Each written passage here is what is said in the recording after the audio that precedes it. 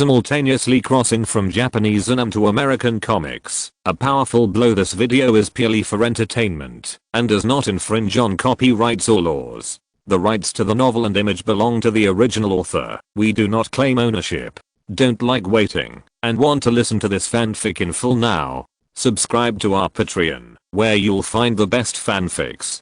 Chapter 26. I don't believe it. Ron felt like he had punched cotton. He had no choice but to turn around and complain to Harry. Hey, why is your friend so weird? Is it time to study now? Ron shook his head in his seat. When we get to school, there's plenty of time to study. Yang likes to read. There's nothing wrong with that. Harry grabbed a multi-flavored bean and threw it into his mouth, and his face changed immediately. Ron curiously took a multi-flavored bean of the same color and put it into his mouth, then said with a bitter face, "It tastes like butcher, so disgusting." The two ate snacks while chatting about their future school life. "Finally found you." The girl pointed at Chu Yang excitedly, as if she had found a treasure she had been looking for a long time. Ron and Harry looked at Chu Yang with confusion. The girl's voice was so loud that it woke Chu Yang from his reading. He pointed at himself and said, "Me. Yes, that's you." The girl sat down next to Chu Yang and asked impatiently, "What kind of magic did you use in the one shop?" Chu Yang said helplessly, "That's not magic. I just waved the wand according to Mr. Ollivander's instructions." The girl showed an incredible expression and shook her head. "Impossible. How can pure magic cause such a terrible effect?" "Then I don't know. I'm just a freshman like you," Chu Yang explained casually and lowered his head to continue reading. "Hey, can you tell me what happened?" Ron looked at the two of them with an itch, like an old lady who likes to ask about gossip. Harry was also curious, so the girl told them everything that happened in the one shop before. After listening, Ron and Harry also showed the same expression as the girl and looked at Chu Yang in amazement. "By the way, I haven't introduced myself yet. My name is Hermione Granger. You can just call me Hermione." Hermione introduced herself generously. Ron and Harry were also introducing themselves, but when it came to Chu Yang, they fell silent. Hermione turned around and found him reading a book. "Here we go again." Ron rolled his eyes speechlessly. "Dude, seriously, there's no point in you pretending like this for us. We are all classmates." Harry pulled Ron's sleeve and whispered, "Ron, don't say that." Ron laughed angrily and asked back, "Look at the way he flips through the book. Does it look like he's reading well?" Harry hesitated for a moment. He really had never seen anyone read a book like Chu Yang. Hermione stood beside Chu Yang, tilted her head to look at the cover of the book, and casually read, "Practical Defense Against the Dark Arts?" This book doesn't seem to be a first grade textbook. Hermione frowned slightly. She clearly remembered that the only textbook related to the dark arts was called Dark Powers, Self-Defense Guide Defense Against the Dark Arts. She had read that book thoroughly, and it was obviously not the same book as the one in Chu Yang's hand. An idea flashed through Hermione's mind. This is not a first grade textbook, but a textbook for senior grades. Hermione snatched the book from Chu Yang's hand and read it carefully. "Your behavior is really unpleasant, Miss Granger." Chu Yang frowned and said, "Whether as a wizard or as an ordinary person, you should maintain the most basic courtesy." Hermione stiffly returned the book to Chu Yang and said unconvincedly, "This book is much more profound and obscure than the Dark Power Self-Defense Guide. Can you understand it?"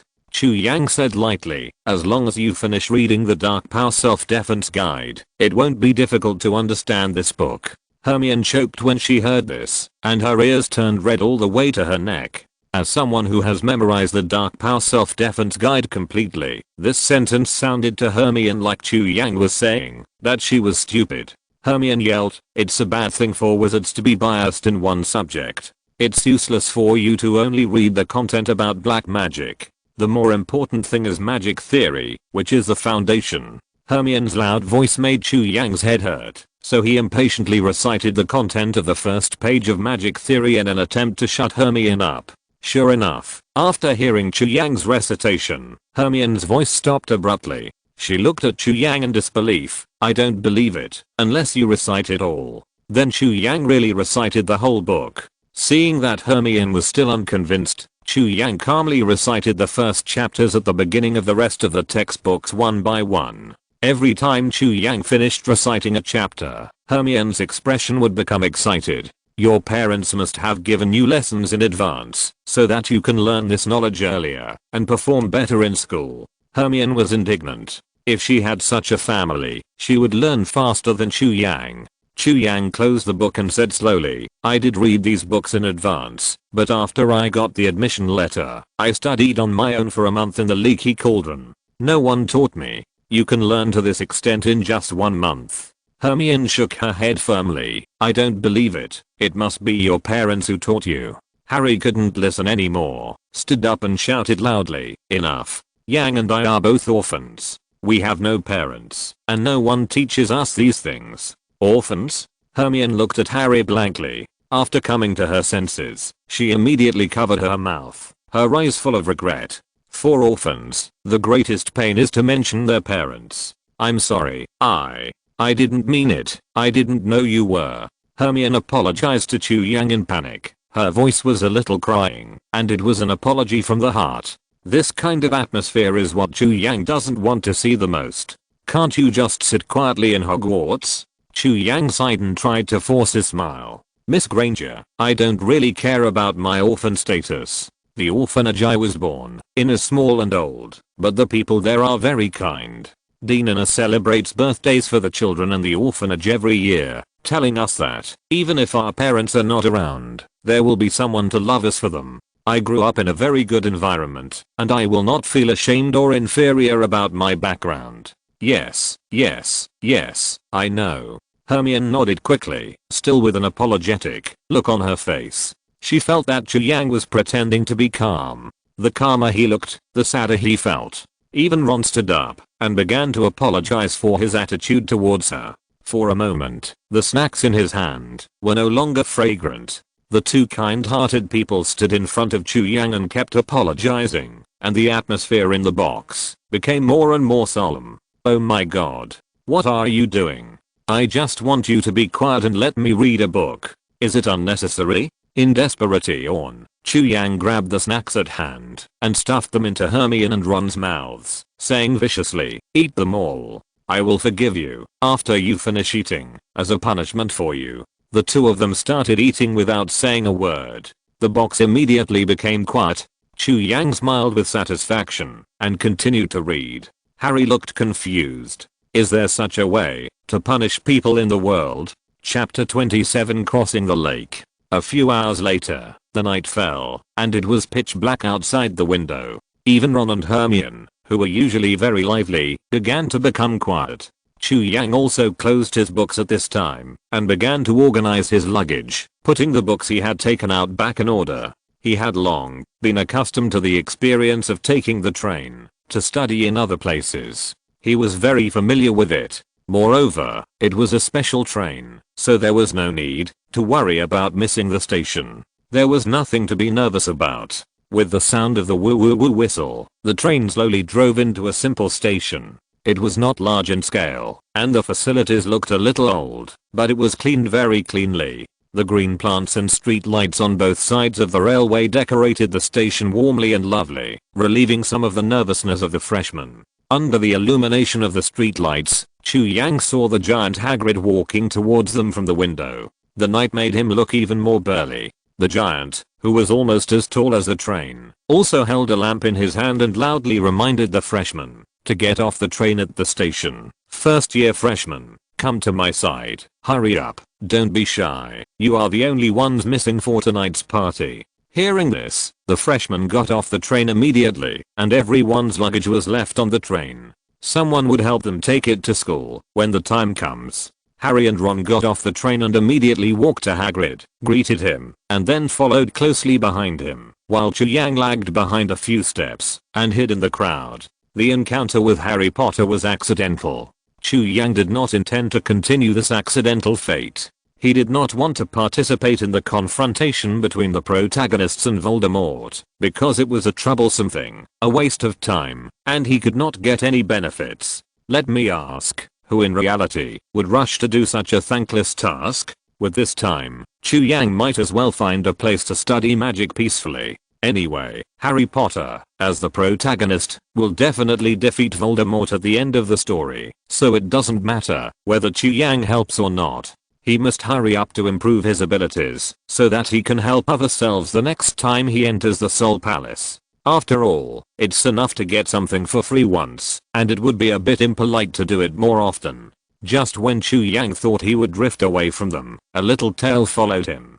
Chu Yang, can you tell me what grade you have learned by yourself? Hermione looked at Chu Yang with her big round eyes like a little squirrel. There was a crowd of people around, and in order to avoid getting separated, Hermione grabbed Chu Yang's sleeve with one hand. Chu Yang was quite helpless. Hermione's self-esteem was really strong. In the past, she would always show off her knowledge to others at home. But this time, in terms of knowledge, Chu Yang completely crushed her. With her personality, she would not just give up. Chu Yang lied calmly. Actually, I don't read as many books as you think. Except for the first year textbooks, the others are some books about defense against the dark arts. You just learned about my family situation. Even if I want to read, I can't afford to buy extra books. Even the tuition is paid by Hogwarts. After mentioning the family background, Hermione did not continue to ask questions. Instead, she comforted Chu Yang. Chu Yang, you don't have to worry about the books. Professor McGonagall told me that the Hogwarts library has a very rich collection of books. You can borrow many books there. Chu Yang smiled and said, thank you for your reminder, Miss Granger. Hermione waved her hand and responded with a smile. Don't be so polite, just call me Hermione. As soon as the two finished talking, the team had already reached the lake. Hagrid, standing on the shore, kept waving his arms, calling on the students to board the boat. Each boat can hold at most 3 to 4 people. Watch out for yourself. Those who are heavier should take the boat with fewer people. The freshmen started to board the boat, but the waves hit the boat, and it was shaking from side to side. It was really difficult for a group of 11-year-old children to get on. Hermione looked at the swaying boat, and hesitated for a moment, until Chu Yang pressed the bow of the boat, and the boat seemed to be nailed to the sea. Wow, you are so strong. Hermione looked at Chu Yang in surprise, then tentatively put her feet into the boat, supported the boat with both hands, and carefully turned over. There was also a boy who was relatively big standing on the shore awkwardly. It seemed that others did not welcome him very much, and thought he was taking up space. The boy smiled awkwardly at Chu Yang. Come on, there are just 3 of us. Chu Yang tilted his head to signal the boy to get on the boat, and the latter sat in with a sense of relief. After Chu Yang got on the boat last, the boat moved without any force, obviously because a spell was cast in advance. Hello, my name is Hermione Granger. Hermione generously introduced herself to the doll boy. Hello, my name is Neville Longbottom. The fat white boy named Neville was so nervous that he began to stutter. The boat was getting farther and farther away from the shore, and the light around was getting worse and worse. The dark lake was so quiet that it was creepy, and the silent fear was like rippling water. The lantern in Hagrid's hand alone could not dispel the fear of a group of 11-year-old children. Because of fear, Hermione leaned close to Chu Yang and held his robe tightly. Out of kindness, Chu Yang had to remind her, if you hold on to me like this, if I fall into the lake, I will drag you into the water too. Hermione shook her head decisively and said, you're so smart. The chance of falling into the water is very small. It's safer to hold on to you. Chu Yang. Complaints were heard from a small boat that was floating nearby. I really don't understand why we can't take a carriage like those senior students, but have to take a boat across the lake. What should we do if something unexpected happens? Hagrid, who was at the front, heard the complaints and turned back helplessly. Don't worry, taking a boat is very safe. In all these years at Hogwarts, no student has died while taking a boat. The children did not understand Hagrid's explanation, but instead there were more and more complaints. Hermione, who was very scared just now, immediately perked up and explained in a loud voice, it is a tradition for freshmen to cross the lake by boat. This is to imitate the scene when the 4 great wizards who founded the school first arrived here. The significance of doing this is to remind the younger generation not to forget their original aspirations and remember the hardships under which the current Hogwarts was established. With Hermione's explanation, the freshmen's complaints stopped abruptly, and the second year blood in their bodies burned fiercely. Request data. It's about to fall off the list, brothers. Thank you. Recommendation tickets. Monthly tickets are all fine. Comments are all support, brothers. If you're listening to this novel on a channel other than Fanfic World, it means they downloaded and uploaded it without effort. We cordially invite you to visit our channel, Mundo Fanfic Novelos. There you'll find the original version of this story and you can explore many other novels of various genres. We're waiting for you to immerse yourself in a world of incredible novels. Chapter 28, The Monster in the Black Lake. So we are following the footsteps of those great predecessors? Wow, my god, that's so cool. The excited little wizards chattered non-stop, breaking the fear brought by the darkness. Hermione raised her head proudly and winked at Chu Yang, showing off herself in a low-key manner. In order to make her behave, Chu Yang was about to praise her, but unexpectedly, an inappropriate voice suddenly sounded. Look, that little muggle from a muggle family is popularizing the history of Hogwarts with real wizards? What a joke. A small boat floated over from the side, with 3 boys sitting on it. The boys on the left and right were tall and much stronger than Neville. In the middle of the two sat a blonde boy, who looked pretty good, but his eyes were gloomy, and looked like he was coming with bad intentions. The blonde boy said in a low voice, "You mudbloods who come from lowly muggle families are not worthy of talking about the 4 great wizards, especially the great Salazar Slytherin. None of your business." Hermione was so angry that she trembled all over.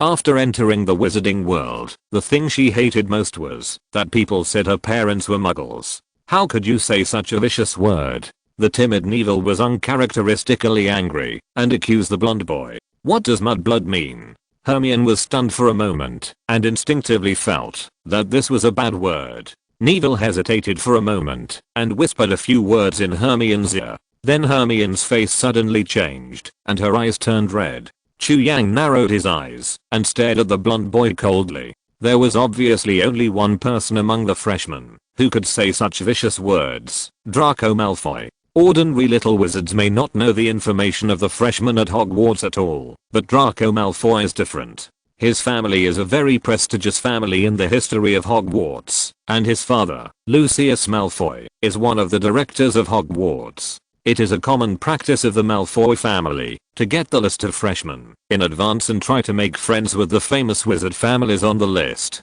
When Lucius Malfoy saw that there were 2 freshmen from muggle families on the list, he got very angry in front of Draco Malfoy. Everyone in the Malfoy family graduated from Slytherin College of Hogwarts, and they highly praised the bloodline theory of Salazar Slytherin, the founder of the college. They all believed that only pure-blood wizards were qualified to learn and use magic.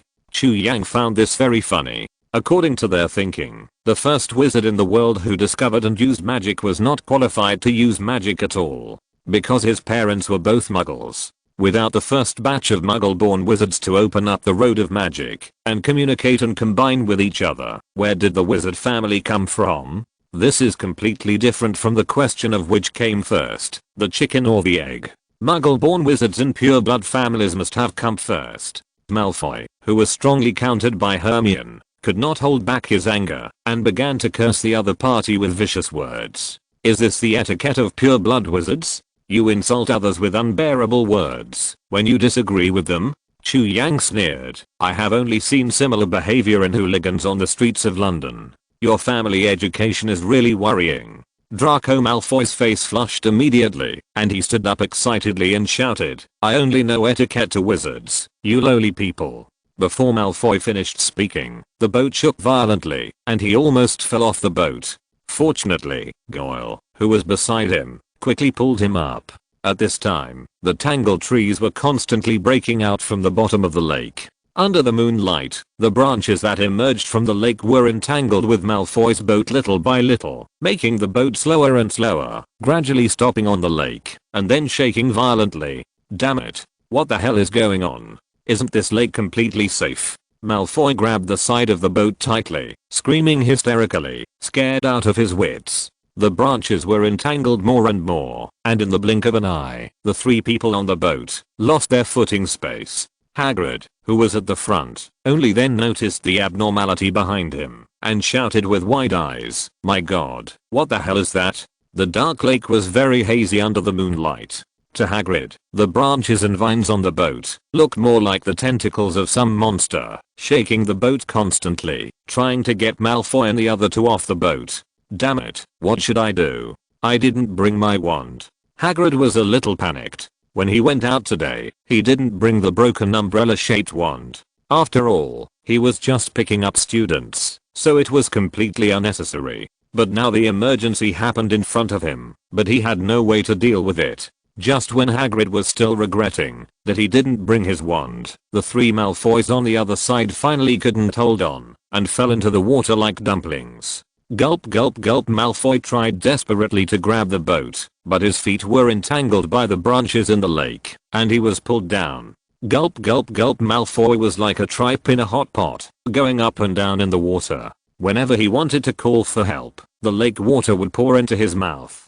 Compared with Malfoy, his two friends Goyle and Crabbe were in a much better situation. Although they also fell into the lake, they quickly climbed back on the boat. The strange thing is that since Malfoy fell, the boat has stopped shaking. Except for being soaked, they were not hurt. Goyle and Crabbe had a thought at the same time. The monster in the lake seemed to be going after Malfoy alone. Thinking of this, Goyle and Crabbe looked at Chu Yang and Hermione, who had just had a conflict with Malfoy. As a result, they happened to meet Chu Yang's cold eyes. The two of them shuddered at the same time and lowered their heads quickly, not daring to look at them again. Malfoy, who was afraid that he would be eaten by the monster in the lake, immediately cried loudly, "Save me, come and save me, I don't want to be eaten by the monster. No matter who comes to save me, it's fine." Goyle, Crabbe. Desperate. Malfoy shouted the name of his companion.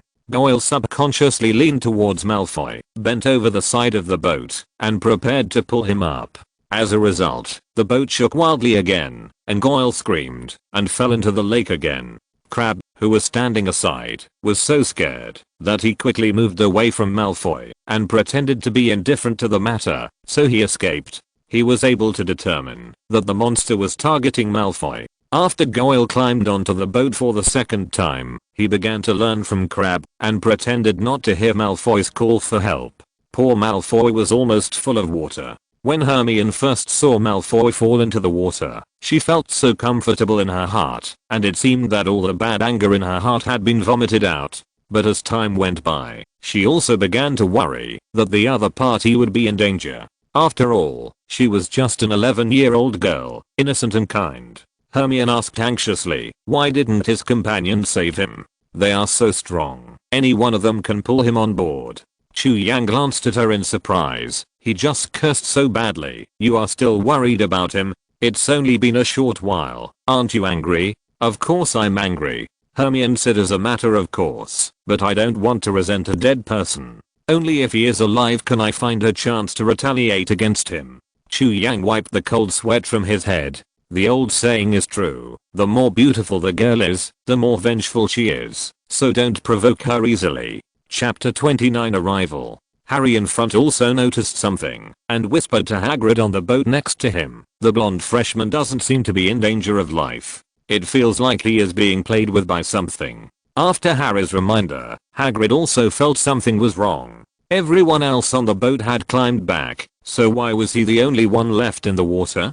Hagrid looked around and observed for a long time, but couldn't see who was casting a spell. He could only wonder. There is no trace of magic fluctuations anywhere. I guess that kid has offended the magical creatures in the Black Lake. After tormenting Malfoy for a while, Chu Yang was almost out of breath, so he released the power of wood release and let Malfoy get out of trouble. Malfoy immediately felt the power that grabbed his legs disappear and swam to the boat with all his strength. Seeing the branches and vines wrapped around the boat retreat, Goyle and Crabbe carefully pulled the exhausted Malfoy back to the boat. Ugh. Malfoy, who had just laid down, began to vomit water heartbreakingly. God knows what is in this lake. He just drank a lot, so the scene is quite miserable. I think the first stop he will go to when school starts is the infirmary. I hope the medical staff there can help him. Hermione's expression was sympathetic, and the rest was disgust. Chu Yang nodded and smiled happily. Hogwarts stands on a cliff, surrounded by water on three sides. The cave directly below is the entrance to the school's waterway. It looks like a monster's hideous mouth in the dark. The young wizards looked up at the towering skull on the cliff from a close distance and couldn't help but exclaimed. Until now, they have an objective understanding of the school they are going to attend, instead of staying on the text legends on paper. The young wizards really feel that Hogwarts is the most magnificent school in the history of magic, and there is no other. The boat drifted into the cave. After a brief darkness, the surroundings gradually lit up. Chu Yang saw that there was a pier deep in the cave under the castle. At Hagrid's reminder, the freshmen got off the boat in an orderly manner and then stood together in groups. Malfoy vomited like a puddle of mud, unable to stand up at all. He was held up by Goyle and Crabbe, looking dazed. It seems that he will hardly be able to attend the sorting ceremony tonight, Hagrid muttered, walking in front and leading the students up a winding stone staircase. The end of the stone staircase was a flat garden, and further ahead was the main entrance of Hogwarts. At this time, the gate was opened, as if a group of people had just been welcomed in. Your seniors should have arrived. Go up the stairs, and you will see Professor McGonagall. Remember, be respectful. After Hagrid reminded the freshmen, he walked straight to Malfoy, picked him up, and carried him on his shoulders. Malfoy had almost vomited, and had just gotten better, but he smelled Hagrid's strong body odor and the stench of animals, and he vomited again. Chu Yang vaguely saw the other part his green bile, and began to reflect on whether he had gone too far. What a poor child. I have to send you to the infirmary immediately. Hagrid shook his head with pity and strode away. The remaining wizards looked at each other, and then followed Hagrid's instructions, and walked up the stairs. Not long after, they saw a slender, old-looking, serious witch. Hello, freshmen. Welcome to Hogwarts School of Witchcraft and Wizardry. I'm Professor Minerva McGonagall, who will teach you transfiguration in the future. I'm also the headmaster of Gryffindor College and the vice headmaster of Hogwarts School of Witchcraft and Wizardry. Professor McGonagall was wearing a dark green robe, which made her indifferent expression look even more serious. The freshmen stood in front of her, not daring to breathe. Your seniors, professors of various courses, and Headmaster Dumbledore are waiting for you inside. But before the opening dinner begins, you need to go through the sorting ceremony first. You will be sorted into different colleges, where you will spend your 7 years of study. The names of the 4 colleges are Gryffindor, Hufflepuff, Ravenclaw, and Slytherin. Each college has its own glorious history and has cultivated outstanding wizards and witches. During school, you will attend classes with other students in the college, live in the college dormitory together, and spend your spare time in the college common room together. Your outstanding performance will earn extra points for your college, while any violation will deduct points from your college. At the end of the year, the college with the highest score will receive the college cup, which is a great honor. I hope that, no matter which college you are sorted into, you will win glory for the college. Chu Yang listened to this familiar entrance education with a playful smile on his face. Chu Yang believed that no matter how many points Harry deducted from Gryffindor in the early stage, Dumbledore would add them back in the end for various reasons. Of course, Dumbledore wanted to train Harry Potter to be the savior, but no matter what the motive was, such behavior itself was unfair to other colleges. Fortunately, Chu Yang had no idea about the so-called college cup. He didn't care who won it, as long as it didn't hinder his research on magic. After the entrance education was completed, Professor McGonagall wanted to lead the students into the banquet hall, but she saw the water stains on Goyle and Crabbe from the corner of her eye. Professor McGonagall frowned and walked in front of the two. Goyle and Crabbe were scared and at a loss, as if they could hear Professor McGonagall's voice scolding them in the next second. Professor McGonagall, who seemed serious, asked in a gentle tone, "What's the matter with you? Did you fall into the lake on the way here?" Professor McGonagall, who was originally joking, saw Goyle and Crabbe nodding cautiously. "Can you fall into this?" Professor McGonagall's face was full of disbelief. She cast a spell on each ship. In addition to allowing the ship to automatically go to the dock in the cave, it also protects students from falling into the lake. "We encountered a monster." Goyle first glanced at Chu Yang in fear, then explained, "There was a monster in the lake attacking our boat, and it didn't stop until it pushed us into the lake." "Monster?" Professor McGonagall said in surprise. "That's impossible. The route you came here is not the activity range of the magical creatures in the Black Lake. It's true, Professor, Goyle and I are fine, but Malfoy couldn't get on the boat and was trapped in the water by the monster.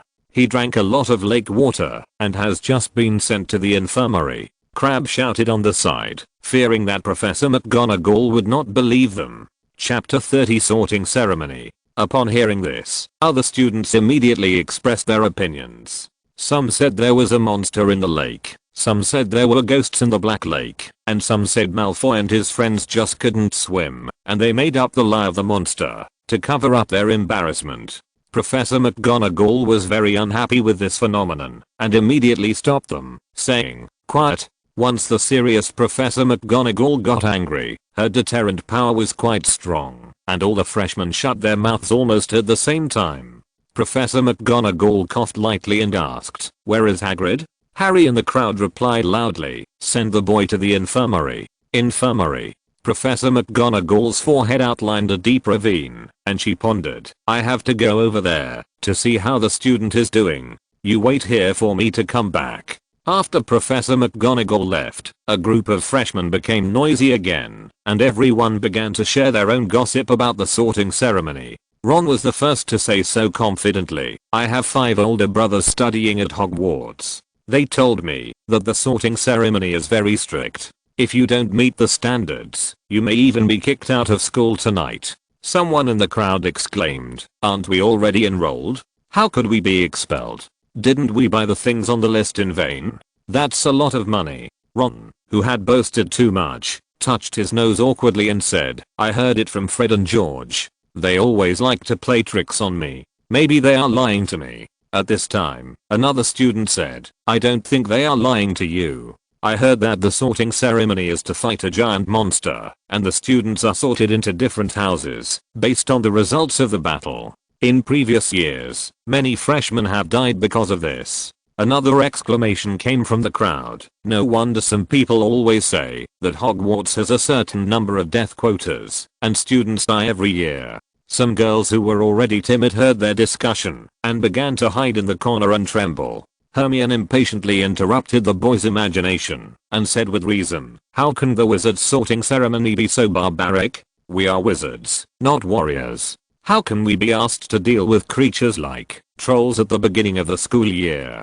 Real wizards rely on their brains and knowledge. So, I think the sorting ceremony is actually an exam, and the colleges are assigned according to the scores of the exam. Otherwise, why did the school remind us to buy textbooks a month in advance? Isn't it just to let us prepare for the exam earlier?" Many freshmen nodded in agreement after hearing Hermione's explanation. This statement is much more reliable than fighting trolls. But many people frowned and sighed. They have never read any textbooks, and some people don't even know what the books they bought are. It's over. It's over. I'm sure I'll get 0 marks. My books are still on the train. Can I go back and get them? It's too late. The luggage has been sent to the dormitory. Listening to the groans coming from all directions, Chu Yang shook his head helplessly, thinking that these little brats are quite good at scaring themselves. They would never have thought that they only needed to put the sorting hat on their heads to complete the sorting ceremony. Ron pulled Harry's sleeve tremblingly and asked, "Have you read the textbooks?" Harry shook his head and said, "My aunt and uncle didn't want me to study at Hogwarts. They tried their best to prevent me from getting the admission letter. It wasn't until a few days ago that I got the opportunity to go to school with the help of Hagrid. Do you think I have read it? That's okay. It seems that we will definitely be assigned to the same college." Ron was immediately relieved and even had the mood to wink at Harry. "You have a really good attitude." Harry was amused by Ron, then turned to look at Chu Yang and said enviously, "Chu Yang will definitely get the highest score." That's right, Chu Yang's brain is not comparable to ordinary people. I think only that girl can catch up with him. Ron smacked his lips and agreed with Harry's idea. Hermione also had the same thoughts as them. She looked at Chu Yang seriously and said with resignation, "You will probably get first place in this exam, but it's only this time. I promise that my score will be higher than yours in the next exams." Although he knew that Hermione had guessed the sorting ceremony wrong, Chu Yang still felt a headache because he couldn't give in on this issue. Hogwarts' favor for geniuses is very obvious. The halo of excellent learning ability in the first age can help Chu Yang get some small privileges, such as reading books that ordinary students cannot read in the library. In addition, professors and teachers in the school are more willing to give special treatment to genius students, which can help Chu Yang learn a lot of knowledge. Just as the freshmen were thinking wildly, Professor McGonagall hurried to the infirmary and saw Madame Pomfrey, the head nurse, treating Malfoy while Hagrid stood by with concern. "Hagrid," Professor McGonagall called out softly after entering the room. "Oh, Professor McGonagall." Hagrid was startled and felt guilty and didn't dare to look Professor McGonagall in the eye. After all, strictly speaking, this was his mistake at work. "Ms. Pomfrey, how is the child?" Professor McGonagall slowly walked to the head nurse and asked worriedly, "Does he need to be transferred to St. Mungo's Hospital for magical maladies and injuries for treatment?" Professor McGonagall, "Don't worry, it's not that serious." Madame Pomfrey smiled and said, "The freshman just drank some dirty water and caught a cold. He will be fine after resting for 2 or 3 days." Professor McGonagall breathed a sigh of relief, and then she turned to look at Hagrid and asked, "Before coming here, I heard some nonsense stories from those children. Can you tell me what happened?" Hagrid scratched his head and said, "When I turned around, he had fallen into the lake. As for how he fell in, I didn't see it, but there was something in the lake at that time." Professor McGonagall vowed, "We all know that there are magical creatures in the Black Lake, but it is definitely not in that area. The fixed protected area is a contract that Hogwarts made with them a long time ago. They dare not attack students under Dumbledore's nose. Compared to this, I suspect that someone used magic. Casting offensive magic on classmates is a very serious bad behavior." Hagrid immediately shook his head and said, "Professor McGonagall, I was nearby at the time and didn't feel any fluctuations of magic power. Moreover, the wands of those students were left on the train. You don't think any of them are powerful enough to cast spells without a wand, do you?" "Hagrid, not everyone will follow the rules and regulations." Professor McGonagall took a deep breath and said in a deep voice, "After the sorting ceremony is over, I will check each of them to see if they have hidden their wands."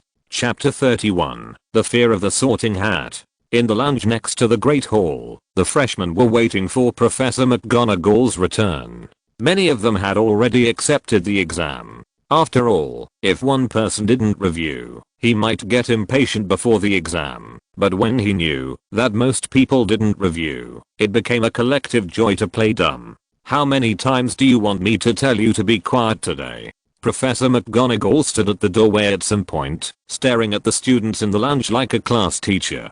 The shadow of the past came to his mind, causing Chu Yang, who was always calm and composed, to shudder. "Now line up and get ready to go to the Great Hall, where you will complete your sorting ceremony." Under Professor McGonagall's sharp gaze, the freshmen stood up quickly. They quickly lined up and followed Professor McGonagall obediently. Professor McGonagall led the freshmen out of the side door and turned to the main hall door. As soon as they approached, the door opened automatically, and everyone followed them into the magnificent hall. There were 4 rows of long tables in the hall, each occupied by one of the 4 colleges, and at the top was a small long table, which was the teacher's seat. Thousands of candles were floating in the air above the Great Hall, lighting it up like day. On both sides were statues with blazing braziers hanging from them. The ceiling was enchanted, turning it into the appearance of night, with stars occasionally appearing, giving the illusion of dining outdoors.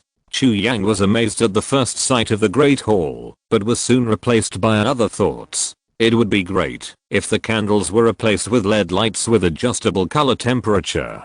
The light from candles is unstable and quite dazzling, and it also lowers the view of the ceiling a lot. Magical as it is, Chu Yang, who is gradually becoming familiar with Hogwarts, feels that the development of this place is detaching from that of the Muggle world. The magic world is like a stubborn old man, conservative and afraid of change, standing still with a sense of decay, while the Muggle world has already boarded the train of the times and is moving forward rapidly. Chu Yang is well aware of how much change technology will bring to the entire world in the next 20 years. If the young wizards of this generation do not make changes, the status between wizards and muggles may change completely. Chu Yang, who was lost in thought, suddenly felt someone was looking at him. He looked in the direction of the gaze and saw Dumbledore, who was sitting in the center of the teacher's seat. This old wizard, who was known for his wisdom and the most powerful and prestigious in the magic world, was looking at Chu Yang with curiosity. Not far away from him, Professor Sprout of Herbology was also waving at Chu Yang, and kept pointing at herself with her finger. What does it mean? Do you want me to choose Hufflepuff? Chu Yang stared with a blank face. This made Sprout so anxious that she almost stood up and shouted, "Ahem."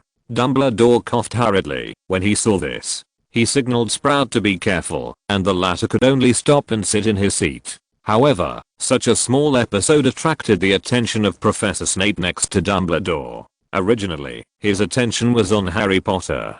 In addition to Snape, Quirinus Quirrell, who was possessed by Voldemort, was also observing Chu Yang. To be precise, it was the Voldemort in him that was stirring. In front of the teacher's table stood a four-legged stool, on which was a worn-out peaked hat with patches here and there. It was hard to believe that this was the Sorting Hat that was infused with the thoughts of the four founders of Hogwarts. As Professor McGonagall led the freshmen to the Sorting Hat, the Great Hall became unusually quiet because everyone knew what was going to happen next. Before the sorting ceremony, Headmaster Dumbledore has a few words to say to everyone. As soon as Professor McGonagall finished speaking, the elderly Dumbledore stood up and spoke. He didn't say much, but mainly 2 points, reminding the freshmen not to enter the Forbidden Forest next to it, and the corridor on the right side of the 3rd floor. Chu Yang was really not very interested in the corridor on the right side of the 3rd floor. Even if Dumbledore didn't remind him, Chu Yang didn't plan to go there. But the Forbidden Forest, that's a good place to make money. Not to mention Dumbledore, even the King of Heaven couldn't stop Chu Yang. Now, if anyone hears your name, please come forward. I will put the Sorting Hat on his head and decide which house he will go to.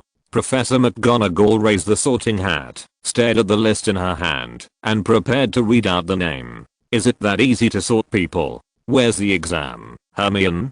Got, as long as there's no exam, it doesn't matter how we sort them. As the freshmen were talking to each other, Professor McGonagall began to call out the names. The first one on the list was the future owner of the Leaky Cauldron, Hannah Abbott. As the saying goes, the protagonist changes, but Hannah remains the same. When Chu Yang heard her name, he suddenly remembered this long-standing golden sentence. Hufflepuff. Chu Yang was still sighing when he heard Professor McGonagall's voice. Chu Yang. Chu Yang took a deep breath and walked out of the crowd. As a traveser who did not belong to this world, Chu Yang still felt a lot of pressure when facing the Sorting Hat. Because he didn't know to what extent the Sorting Hat's legislatives could reach. Can it only read superficial personality traits? Or can it directly read memories? Chu Yang thought about trying to avoid the Sorting Hat, but when he noticed that Dumbledore was paying attention to him, he immediately gave up the idea. Playing tricks in front of the greatest wizard of the time is not a wise choice. Chu Yang came to his senses with a heavy weight on his head. He found that the Sorting Hat was already on his head. He could only pray that the effect of the Sorting Hat was not as strong as he imagined. On the other hand, the Sorting Hat did not detect anything the moment it landed on Chu Yang's head. It was like being placed on a stone. This surprised the Sorting Hat. This was the first time it had encountered such a situation in 1,000 years. Could it be that it had fallen into disrepair? But this was impossible. It had signed a contract with the entire Hogwarts. The two speechless guys, the Book of Admission and the Pen of Acceptance, had not broken down yet. How could it break down first? Just when the Sorting Hat wanted to go full throttle and increase its strength. It felt an illusory palace. It was a building that was more magnificent and imposing than Hogwarts. Then, something faintly emerged. The throne. Countless thrones. When it wants to figure out something, whether it is a shabby throne or a complete throne, they all burst out with an unstoppable force. Densely packed figures gathered on nearly 100 thrones. Those figures suddenly opened their eyes and stared coldly at the Sorting Hat. In reality, the Sorting Hat suddenly let out a terrifying howl. Chapter 30 To the Sorting Hat does not determine your future. The sudden howl startled everyone in the auditorium. Professor McGonagall shuddered and stepped back subconsciously. The other teachers were horrified and showed incredible expressions. Professor Snape and Headmaster Dumbledore stood up at the same time in shock. Professor Quirrell, who was possessed by Voldemort, stared at Chu Yang. In the nearly 1,000 years of history of Hogwarts, there has never been such a scene. What happened to the Sorting Hat? It actually made such a miserable scream. The Sorting Hat is nothing more than that. Chu Yang, the initiator, lost his previous nervousness and calmly took off the hat. He pinched the mouth formed by the wrinkles of the Sorting Hat, making its scream stop abruptly. Not only that, he also used a threatening look. To make this hat with wisdom, learn to keep its mouth shut in an instant.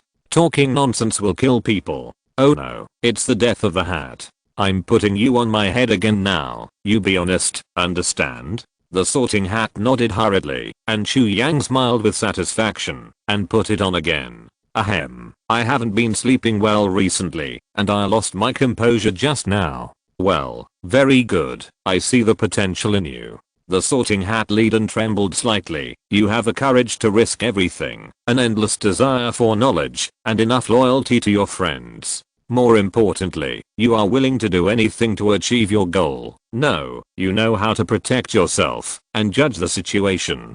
Slytherin. Although they didn't know why, the students of Slytherin College still applauded. They didn't know at this time that Chu Yang was from a Muggle family. The other three are all good. Why did you choose Slytherin? I was planning to spend the rest of my school time quietly. Chu Yang smacked his lips and said with some dissatisfaction, did you make a mistake? The Sorting Hat shook and asked, was it wrong? Chu Yang nodded and said, I think it was wrong. The Sorting Hat said tremblingly, that should be wrong. I'll give it to you again. Before he finished speaking, the Sorting Hat was lifted up by Professor McGonagall. Professor McGonagall looked at Chu Yang with a complicated expression and said, the Sorting Hat cannot determine your future. After the banquet, Headmaster Dumbledore intends to talk to you in person. You go down first. The air in the entire hall seemed to freeze at this moment. The students opened their mouths wide. Even the seniors who were about to graduate had never seen such a scene. What do you mean the Sorting Hat cannot determine your future? Not to mention the students, the professors were also whispering behind the table, discussing topics related to Chu Yang, with surprise on their faces. They had never seen such an outrageous thing. Chu Yang scratched his head and said, then where should I sit? Professor McGonagall also had a headache and said helplessly, you can sit wherever you like. Chu Yang thought about it, and then sat down at the long table of Hufflepuff College, which scared the students of Badger College, but they were surprised, but they still welcomed Chu Yang warmly. Chu Yang chose to sit here, mainly because he wanted to repay Professor Sprout's care. Although he didn't know where he would be assigned in the end, he had to show his appreciation. After a brief commotion, the sorting ceremony continued. After Chu Yang, the other freshmen gradually became normal, and the Sorting Hat did not show any signs of not waking up again. Chu Yang felt very uncomfortable eating this meal. The blazing gazes from all sides made him feel like he was sitting under the spotlight. Whether it was the teachers or the students, their curiosity about Chu Yang was slightly greater than that of Harry Potter. Fortunately, the appearance of the ghosts helped Chu Yang attract most of the attention. The ghosts in the castle came from all directions, such as the walls, statues, and dining tables. Especially those ghosts that emerged from the food made Chu Yang feel physically uncomfortable. The freshmen who had never seen such a scene fell into chaos again. The timid girls began to scream one after another. As part of the entrance ceremony, the teachers and seniors enjoyed this scene with relish, and even Dumbledore was laughing. Ghosts, there really are ghosts. Ron pulled Harry's clothes and yelled, Fred is right, there really are ghosts in the school. Harry pulled his clothes nervously, afraid of ghosts and Ron tearing his clothes off. Hermione, who was always the calmest and most composed of the trio, turned pale, kneading her robes with her fingertips, and looked helplessly at Chu Yang who was sitting at the next table. Chu Yang gestured to her to relax. The translucent ghosts formed a sharp contrast with the warm colors of the living people. In Chu Yang's eyes, this was the boundary between life and death. The ghosts in the Harry Potter world are more like a kind of earthbound spirit. Some of them voluntarily choose to become ghosts. According to Headless Nico, they only need to pay a high price. As for what the price is, only those who become ghosts know. In addition, some people became ghosts after accidentally dying in school. For example, Myrtle was killed by the petrification magic of the basilisk and then became an earthbound spirit in the bathroom on the second floor. Both are ghosts, but they are not the same, especially the latter. In Chu Yang's opinion, it may be related to Hogwarts. This castle has existed for nearly 1,000 years and has countless secrets. It may not be treated as a dead object. The student's enrollment may also be a kind of contract signed with this castle. Under certain special circumstances, it will be activated, causing the dead students to become ghosts. Of course, the above is just Chu Yang's guess, but he thought optimistically, if I become a ghost after death, the first thing I will do is to tear down Hogwarts. I can't stay here forever. Hogwarts' cuisine seems good in the response of the freshman. But for Chu Yang, it's just that. After all, Britain is a famous food dessert. In addition, there is a ghost with a bad taste, who takes off his head from time to time, which makes Chu Yang's remaining appetite return to zero. After the dinner, the freshmen who were supposed to go back to the dormitory to rest, were taken back to the lounge next to the auditorium by Professor McGonagall.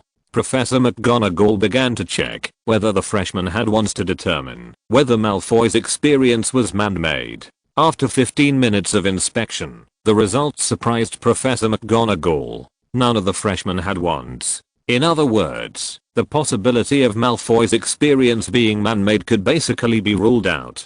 This matter should be reported to Headmaster Dumbledore as soon as possible. Professor McGonagall's serious face rarely showed a solemn expression. Chapter 33 Dumbledore's Invitation. However, despite being a little flustered, she still did not forget to take Chu Yang to the principal's office. The two of them went to the 8th floor through the spiral staircase. At the end of the corridor was an oak door with a door knocker with a lion's body and an eagle's head. Professor McGonagall walked up, picked up the door knocker, and knocked on the door. With a creak, the door opened, and Professor McGonagall led Chu Yang into the room. What came into view was a huge wooden table with snacks on it. The room was very spacious, with strange silverware everywhere, which looked like magical creations, but also a bit like simple decorations. The wise old man was standing by the window, seemingly thinking about something. Dumbledore, Chu Yang is here. Professor McGonagall reminded. Excuse me, Minerva, go and get busy. Dumbledore smiled and nodded, then walked over the wooden table in the middle of the room, and walked straight to Chu Yang. Before I leave, there is something I want to tell you. Professor McGonagall walked quickly to Dumbledore's side, but whispered about Malfoy and the Black Lake. Dumbledore's eyes flashed with surprise, and he said thoughtfully, we should wait until Malfoy wakes up, before asking him about the specific situation. Let's put aside the statements of others for now. I understand.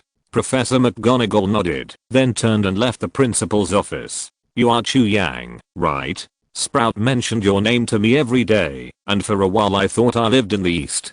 Dumbledore smiled and asked Chu Yang to sit down, and took out the snacks on the table, and handed them to him. The moment he took the snacks from Dumbledore's hand, the two looked into each other's eyes, and then Dumbledore experienced the same experience as the Sorting Hat. After 3 or 4 seconds, Dumbledore quickly closed his eyes, and took a deep breath. The sense of oppression conveyed by those eyes was a little unbearable for him. No wonder the Sorting Hat acted like that. It's like you're hiding something incredible that prevents others from prying into your thoughts. Dumbledore exclaimed, because you're an orphan, we naturally treated your parents as muggles, but now it seems that this idea is a bit inaccurate. Your parents should be from a famous wizard family in an ancient oriental country, otherwise it would be difficult to explain what's happening to you.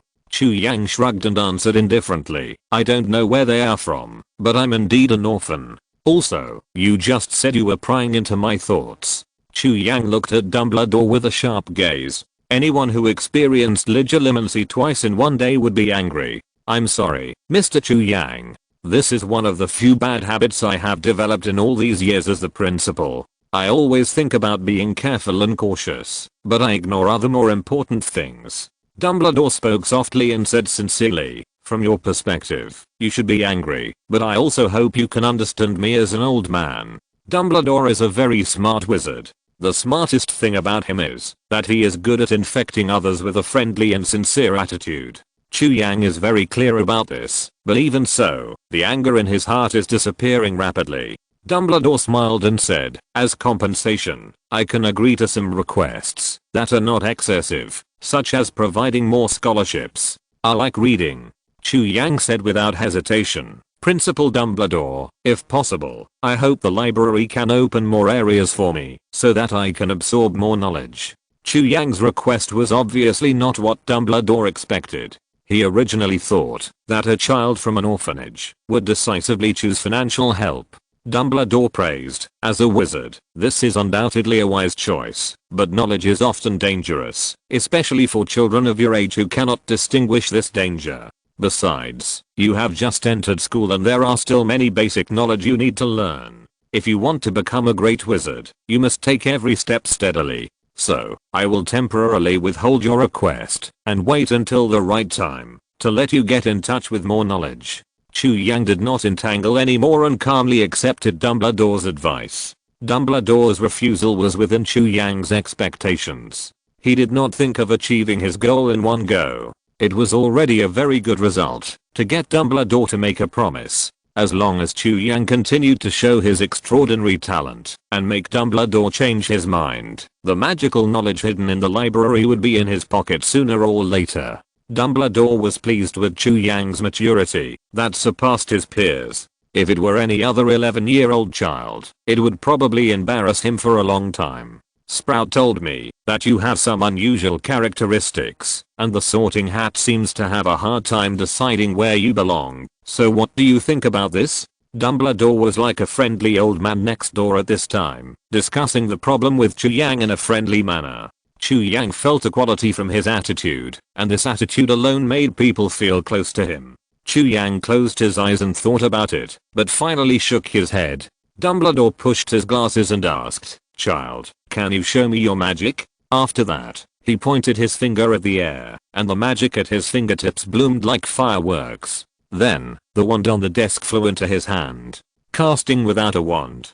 Dumbledore handed the wand to Chu Yang. He smiled and said, "This is a wand I had someone prepare in advance. The materials used to make it are similar to your wand. Of course, the core of this wand is not the precious unicorn scales, but a unicorn tail feather. Both are sacred magical creatures, and will not reject your magic too much." Chu Yang took the wand from Dumbledore, but he was thinking, what would happen if Dumbledore asked him to cast a spell with the Elder Wand? How much impact would it cause when the natural magic with wood releases the core meets the Elder Wand with the tail feathers of the Elderberry? Anyway, this principal's office will definitely not be saved. The portraits of the past principals hanging on the wall will also suffer a devastating disaster.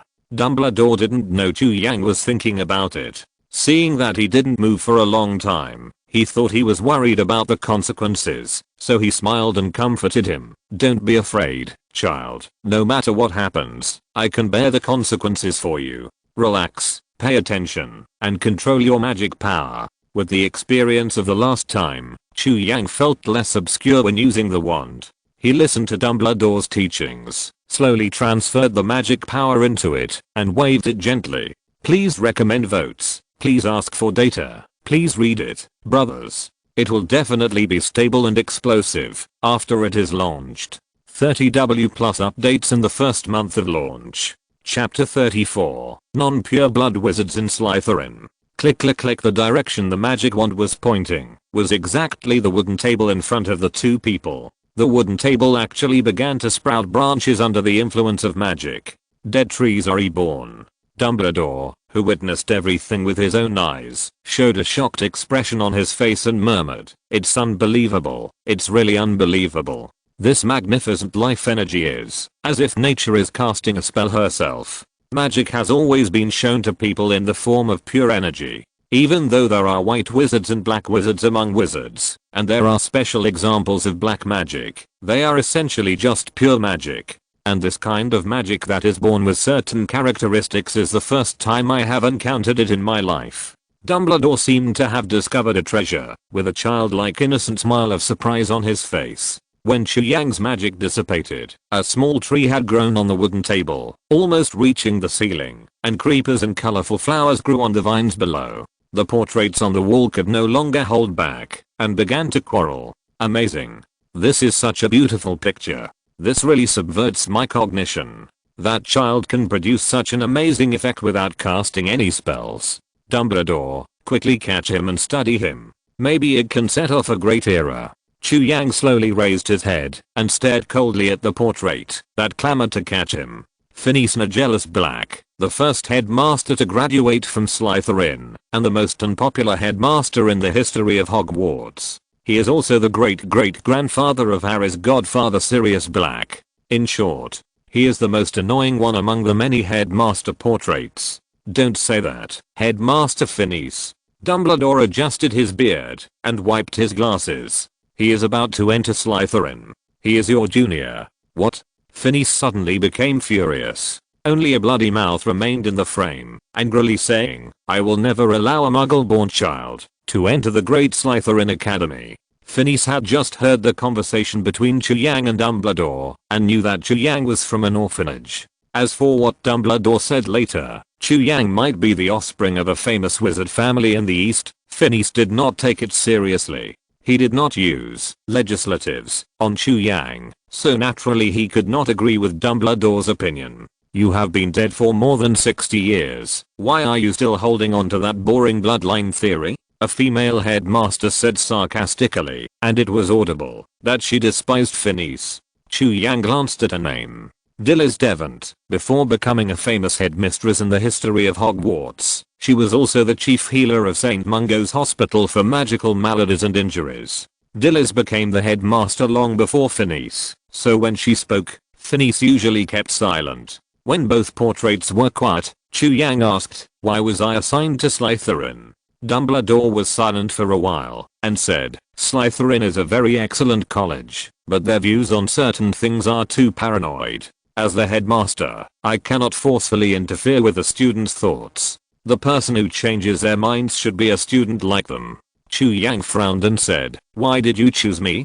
Dumbledore explained, the person who convinces them must be a wizard from a muggle family, otherwise it is meaningless, but such wizards are generally not qualified, and cannot do this, and you have extraordinary potential. Chu Yang was skeptical. He always felt that the seemingly kind old man in front of him was actually full of bad water. Suddenly, he remembered Dumbledore's plan to transform Harry Potter into a savior. Good guy, is he treating me as an insurance? The more Chu Yang thought about it, the more he felt that it was possible, but in this situation, it was difficult for him to refuse Dumbledore's arrangement. After all, the compensation agreed before might also disappear. Okay, Slytherin is Slytherin, but I have to say something first. If those classmates are not very friendly to me, I will fight back resolutely when it is time to fight back. You can't blame me then. Aren't they just a group of reserved dark wizards who haven't graduated yet? I'm fighting against dark wizards. Dumbledore smiled at Chu Yang's eager look and said jokingly, if you feel your safety is threatened, you can of course fight back on your own. There is no problem, I can assure you. In that case, I'm happy to join Slytherin College. Chu Yang bowed slightly and then reminded him, please remember the agreement too. I never break my promise. Dumbledore winked at Chu Yang mischievously, looking like an old naughty boy. Then he called out a house elf and said to it, please invite Professor Snape over. The elf quickly disappeared into the principal's office. Chu Yang heard Snape's name and sighed silently in his heart. He is the most tragic character in the Harry Potter world. The girl he likes is seduced away by the boy who bullies him all day long, and he has to risk his life to protect their son. Severus Snape's deep affection for Lily Evans is awe-inspiring, but it also makes people feel sad and stupid. Ask yourself, Chu Yang feels that, if he and Snape were in each other's shoes, he would definitely find a way to kill James Potter first. The humiliating incident of hanging hooks in the 5th grade dealt a devastating blow to Snape's life, and he parted ways with Lily Evans, the love of his life. Perhaps from Harry's perspective, James Potter is a great father, and from the perspective of friends such as Sirius Black, James Potter is a trustworthy friend. But from the perspective of objective passers-by, they are just a bunch of bastards, even more bastards than Draco Malfoy. So how to view a person as good or bad depends entirely on one's perspective. About 10 minutes later, Snape, who had sent the new students to Slytherin, arrived late. He first greeted Dumbledore respectfully and then looked at Chu Yang indifferently. The shocking performance in the Great Hall lingered in Snape's mind. He still remembered that Professor McGonagall said that the Sorting Hat could not determine the future of this child, but now Dumbledore called him to the principal's office. Needless to say, what was the reason? Sure enough, Dumbledore said the next second, "Professor Snape, from today on, Chu Yang is a student of Slytherin. You take him to the dormitory. You let a little wizard from an orphanage enter Slytherin?" Snape could imagine how difficult Chu Yang's next days would be. If you're listening to this novel on a channel other than Fanfic World, it means they downloaded and uploaded it without effort. We cordially invite you to visit our channel, Mundo Fanfic Novelos. There you'll find the original version of this story and you can explore many other novels of various genres. We're waiting for you to immerse yourself in a world of incredible novels. Chapter 35. What should I do if my roommate is not very friendly? He looked at Dumbledore in confusion. Did he want to kill the child? Dumbledore did not explain to Snape, but shook his head, signaling him not to ask any more questions, and urged him to take Chu Yang away quickly with his eyes. Snape snorted coldly, bowed slightly to Dumbledore, and turned to leave. "Thank you for your hospitality, Principal Dumbledore. The snacks here are very good." Chu Yang bowed politely, and then followed Snape out.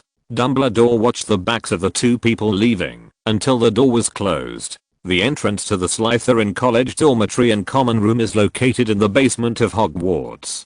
Hufflepuff College is also located here. The two colleges are in opposite directions, separated by the Hogwarts kitchen, where hundreds of house elves are working. Chu Yang followed Snape all the way back to the road where freshmen entered the main entrance of the school from the cave ferry, and then took another fork. Not long after, Chu Yang saw a wet stone wall blocking the way. This scene was exactly the same as the scene at the back door of the leaky cauldron. Pure blood. Snape raised his head and proudly said the command and glanced at Chu Yang. Then the stone wall suddenly opened and a cobblestone path appeared under their feet. The two walked deeper along the path and a wide lounge suddenly appeared.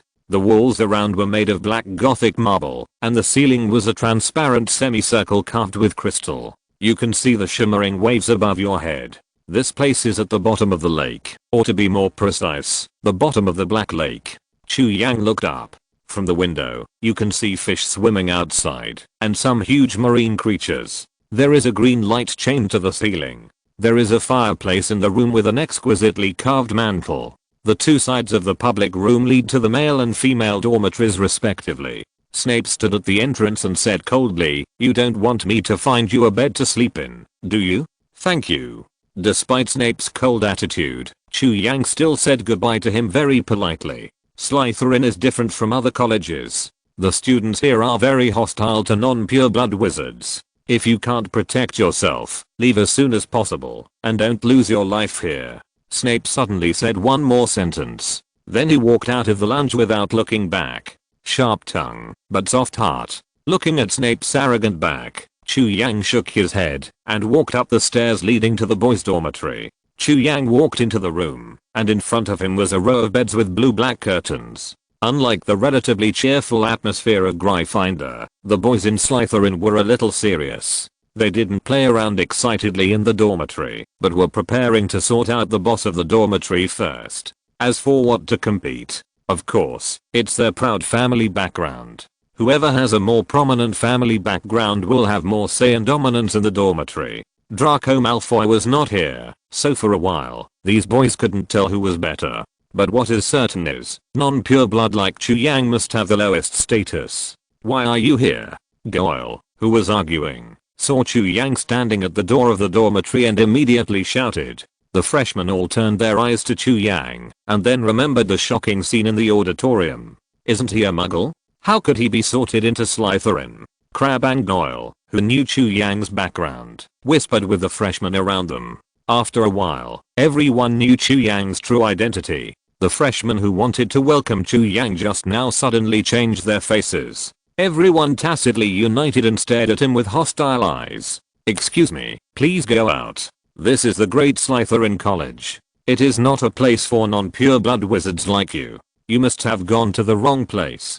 The black-skinned Blaze Zabini stood up and looked at Chu Yang with a look of contempt and disgust. Chu Yang looked at the classmates who regarded him as an enemy, and the corners of his mouth rose slightly. You don't like me to appear here, and I just have the same idea. Even when I was in the orphanage, I only like to sleep in a separate room. The big bunk bed is really not suitable for me, so you'd better get out and let me sleep quietly. Otherwise, many people may not be able to attend class tomorrow. If Slytherin is deducted points, I will be in trouble. How dare the lowly mudblood threaten us? Chu Yang's attitude stimulated the self-esteem of Blaze, a pure-blood wizard. This is not your territory, Oriental guy. I remember that there seems to be no wizard profession in Africa. There are only shamans there. Chu Yang immediately sneered. I heard that your ancestors learned magic in the cotton garden. Blaze, who has black blood, was furious. He rushed straight to Chu Yang, intending to let this thin Oriental man feel his power. The scene was a bit funny. Blaze, who claimed to be a pure-blood wizard, actually had to teach people a lesson with his fists because he had not learned any offensive magic. While Blaze and Chu Yang were clashing, Goyle and Crabbe were retreating in tacit agreement. They still believed that Malfoy's experience might be related to Chu Yang. Although they were stupid, their intuition was quite sharp. How much of a threat could an 11-year-old's fist pose? Chu Yang didn't even bother to dodge and seized the opportunity to kick Blaze in the abdomen. Blaze felt a huge force hitting him hard, and as the pain hit him, even his consciousness began to blur, and he just felt like he was flying. In fact, he was kicked away by Chu Yang, and after landing, he slid several meters on the smooth floor and was directly pushed under the bed by inertia. Blaze immediately fell into a dizzy state. The others were even more shocked. Just a random kick. The strong Blaze was kicked unconscious by Chu Yang. Damn it, let's go together and kick him out of Slytherin. Everyone rushed forward, intending to drown Chu Yang with numbers, and the sound of fighting also attracted freshmen from other dormitories. After learning the ins and outs of the matter, they resolutely joined the camp against Chu Yang. At this time, Goyle and Crabbe retreated again in tacit agreement. Their intuition was still accurate. In a few breaths, a group of 11-year-old children were lying on the ground foaming at the mouth. Chu Yang clapped his hands and smiled at the two of them. If you don't mind, please take these garbage out when you leave, and it's best not to disturb my sleep, okay? Goyle and Crabbe nodded frantically like chickens pecking at rice. Then, Chu Yang found a window bed where he could enjoy the mysterious creatures at the bottom of the lake. He took off his robe quickly, got into the soft quilt, closed his eyes, and smiled comfortably. Goyle and Crabbe carefully moved the boys out of the room one by one, fearing that they would disturb Chu Yang's sleep. When moving Brace, Goyle was absent-minded and let Brace's head hit the bed leg, making a dull sound.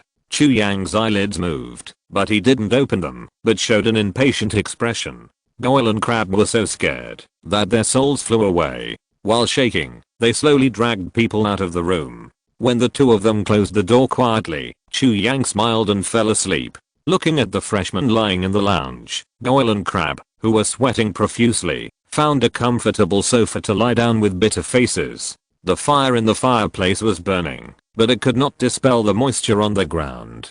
After all, this was the bottom of the Black Lake. If these freshmen lay there until dawn, most of them would catch a cold. Chapter 36 Professor McGonagall's Test. The next day, Chu Yang walked out of the dormitory with his toiletries and headed for the bathroom. When he passed the common room, he saw his roommate sleeping soundly on the floor. Goyle and Crabbe were still asleep, and their snoring almost shook the ceiling down, but even so, those sleeping on the floor still didn't wake up. They were all sleeping soundly. Good luck to you. This is the first day of school. Don't be late. Well, this should be difficult. Unfortunately, no one could hear Chu Yang's sarcasm. After a simple wash and dressing, he picked up the textbooks and left the dormitory. Not long after Chu Yang left, the seniors came out of the dormitory one after another. Some of them were still yawning, but their eyes were instantly attracted to the freshmen in the common room. They were like bowling balls that were knocked down, lying on the ground in a mess. Wow, the juniors seemed to have a lot of fun last night. I envy these carefree first-year students. But, did they forget about the classes on the first day of school? It seems that they had a great vacation and are still immersed in it. Does anyone know what their first class is? Professor McGonagall's Transfiguration class? What about the second class? Professor Snape's potions class. Hurry up and wake them all up. Damn it, our college will lose points on the first day of school. The seniors suddenly reacted, especially the prefects, when they thought that, if something went wrong, they would have to face the terrible Professor Snape. Their hearts fell to the bottom. What kind of thing is this on the first day of school? The strong seniors were anxious and used violence to wake up the freshmen sleeping on the floor. Poor Goyle was still dreaming about eating delicious food, but was awakened by a slap from a strong and fat senior. Ouch. Goyle woke up from his sleep, covered his red face with one hand, looked ahead blankly, and drawled. Hurry up and take your books, and go to class. The seniors glared angrily. With so many freshmen sleeping here, who knows how many points Slytherin will lose? However, the seniors soon despaired, because the freshmen who slept in the lounge last night, except Goyle and Crabbe, all caught a cold without exception. Not to mention going to class, they didn't even have the strength to stand up. The Slytherin common room was in chaos. Chu Yang, the instigator, had already gone down the stairs to the first floor hall, had breakfast in the auditorium, and then slowly arrived at the classroom. The classroom was empty. Chu Yang was the first student to arrive. He walked straight to the podium and greeted the tabby cat on the table. Good morning, Professor McGonagall. The tabby cat showed a humanized surprise on his face and then jumped into the air and turned back into a human form. Professor McGonagall, wearing a dark green robe, walked up to Chu Yang and asked, "How did you know it was me?" Chu Yang smiled and raised the textbook in his hand. "We have a transfiguration class today, don't we?" What a smart kid, with excellent insight and logical thinking ability. A wizard who is good at thinking is a good wizard. Professor McGonagall did not hesitate to praise him. She had obtained enough information about Chu Yang from Dumbledore, and Dumbledore had high hopes for him. While other students had not arrived yet, Professor McGonagall talked to Chu Yang about the contents of the textbook in her spare time. Then she was surprised to find that Chu Yang had memorized the Elementary Transfiguration Guide by heart. Professor McGonagall was surprised by Chu Yang's performance, but still reminded him, "I'm very happy that you can read this book thoroughly, but before that, you should first understand the theory of magic. It is very dangerous to rashly touch transfiguration." Chu Yang certainly knew the importance of the foundation. As Professor McGonagall said, he first memorized the magic theory before reading the Elementary Transfiguration Guide. "Thank you for your advice." Chu Yang accepted Professor McGonagall's kindness and smiled. "If you are talking about Mr. Adele Waffling's book, then I have indeed read it thoroughly." Professor McGonagall thought she had misheard and asked in surprise, "That book is not thin, Mr. Chu Yang. Are you sure you mean read it thoroughly? If you say so, then I have to test you carefully." "Yes, Professor McGonagall." Chu Yang would not miss any opportunity to show himself, as it was related to whether he could get in touch with the knowledge that Dumbledore considered dangerous as soon as possible. That knowledge could greatly improve Chu Yang's ability and help himself in other worlds. Professor McGonagall began to test Chu Yang's basic knowledge with some expectation. In the empty classroom, the two asked and answered one another. Soon, another first-year student, Hermione, also appeared at the door of the classroom, but she did not disturb Professor McGonagall's test of Chu Yang, but stood there and listened silently. Chu Yang was like a high-speed machine. He answered every question raised by Professor McGonagall without thinking, without any extra time to think in between. As time passed, the noisy voices of students could be heard outside the classroom. Professor McGonagall stopped the test and praised, "Your memory is really impressive. The most important thing is that you not only remember the knowledge, but also fully understand it. You totally deserve Dumbledore's special look at you, but you must remember not to be proud and complacent. Arrogance is a taboo for wizards. Only humility can make you go further. I heard that you asked Headmaster Dumbledore to open more library areas in order to gain more knowledge. Decades ago, there was a young man as talented as you, but he went astray." Chu Yang replied calmly, "Professor McGonagall, thank you for your advice, but there are no two flowers in the world that are exactly the same, and the same goes for people. Two seemingly similar people can get completely different results because of their different growth trajectories. I hope so." Professor McGonagall sighed, then waved her hand and said, "Class is about to start. Go and sit in your seat."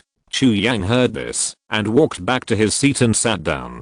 The next second, Hermione walked in from the classroom door with a very serious expression. She originally thought that the gap between herself and Chu Yang could be made up through time and hard work. But in the test just now, her mind was already confused from the third question, not to mention the following questions that she couldn't understand. Chu Yang took the initiative to greet Hermione when he saw her, but Hermione was looking at the book with a gloomy face. Students walked into the classroom one after another. It was almost time for class, but there were still many students absent, most of whom were freshmen from Slytherin College. Chapter 37 Gamp's Basic Law of Transfiguration. Except Chu Yang, there were only a few girls in Slytherin who sat obediently in the classroom. After waiting for a long time, no new Slytherin students arrived. Professor McGonagall's face became visibly gloomy. As the vice president of the school, this was the first time she encountered such a thing in all her years of teaching at Hogwarts. Does anyone know what happened to Slytherin? Where did those boys go? Professor McGonagall swept the whole classroom with cold eyes, and everyone was immediately silent and lowered their heads. Professor McGonagall, it seems that those boys played in the common room all night last night. This morning, they all caught a cold. They were sent to the infirmary by the seniors. Pansy Parkinson, who had short hair, stood up with a gloating smile on her lips. She was happy to see those conceited boys make a fool of themselves. Anyway, Malfoy, whom she liked, was not among them. Thank you for answering my question, Miss Parkinson, but even so, Slytherin will still lose 5 points. Knowing the reason, Professor McGonagall showed displeasure and motioned Pansy Parkinson to sit down. More laughter of gloating came from all directions, making Pansy Parkinson, who had made a mistake, blush with anger. Quiet. Professor McGonagall paced in the classroom and said seriously, now, open your books and turn to the first section of the first page. Professor McGonagall began to talk about some basic knowledge about transfiguration, mostly popular science knowledge, so that students can understand what transfiguration is and the risks of transfiguration. There are also some special feelings, such as when a person transforms into an animal. What does it feel like when the clothes and glasses on his body become animal skin? This special feeling can only be experienced by an Animagus, and it is a valuable experience for other wizards. In addition, Professor McGonagall also briefly mentioned the 5 exceptions to Gamp's basic law of transfiguration.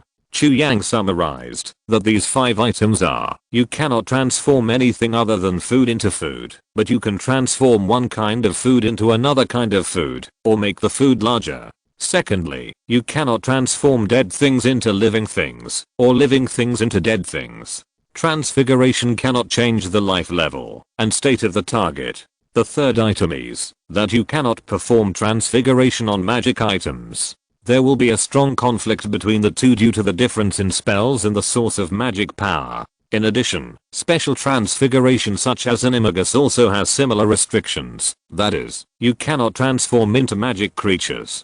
Chu Yang's understanding is that the conflict between transfiguration and magic items, creatures, is similar to a program adding to unrelated or even conflicting programming codes, which destroy the normal operation of the original program. The fourth item is quantity. You cannot use transfiguration to turn one target into multiple. This act of copying or creating individuals is similar to the second item. It is not a field that human power can reach. The fifth item is creating something out of nothing. You cannot use transfiguration to fabricate a certain substance out of thin air, even if it is something you have seen and deeply understood. These 5 special situations are all attempts to use magic to violate the laws of reality. But the interesting thing is that Chu Yang felt that the above 5 items were not impossible to achieve. They were more like some kind of shackles. Once one of them was broken, magic would enter a new field and produce a qualitative change. In the first class for freshmen, Professor McGonagall briefly mentioned some necessary precautions. Because most of the freshmen in Slytherin College were absent from class, she did not teach any spells. Familiarize yourself with what I just said. After Professor McGonagall finished speaking, she transformed into a tabby cat again and sat on the desk with human fatigue in her cat's eyes. After a short silence, 4 figures rushed into the classroom. They were the savior Harry and his little friend Ron, as well as Goyle and Crabbe with swollen cheeks. Oh, it's a good thing that Professor McGonagall is not here, otherwise we would be miserable. She looks so serious and can scare people to death when she doesn't speak, Ron complained while pulling Harry to his seat. He didn't notice that Harry's face had changed at all. Professor McGonagall changed from a tabby cat to a human again, but she just passed by them. Her target was Goyle and Crabbe, who were late. I heard that you had so much fun last night that you didn't even want to come to the transfiguration class the next day. Should I tell Headmaster Dumbledore to let Slytherin House learn transfiguration by themselves? Professor McGonagall's face was cold and her voice was not loud, but every word she said pierced Goyle and Crabbe's heart. They now regretted not sleeping on the floor yesterday, otherwise they could go to the infirmary with others for treatment. That's not the case, Professor McGonagall. Listen to my explanation. Goyle hurriedly defended himself, and then he felt someone gently pulling the hem of his robe. He turned around and saw Crabbe and Chu Yang's playful smile. In an instant, Goyle's hair stood on end, as if there was an electric current flowing through his body. He still remembered Chu Yang's feat of overthrowing the entire first-year boys' dormitory last night. How many punches can he take? Not even one. We are sorry, Professor McGonagall. We promise we won't do it again next time. Goyle quickly admitted his mistake and then shut up. Professor McGonagall was stunned for a moment. She was still waiting for the other party to explain. There won't be a next time. Professor McGonagall glared and said loudly, "Sit down."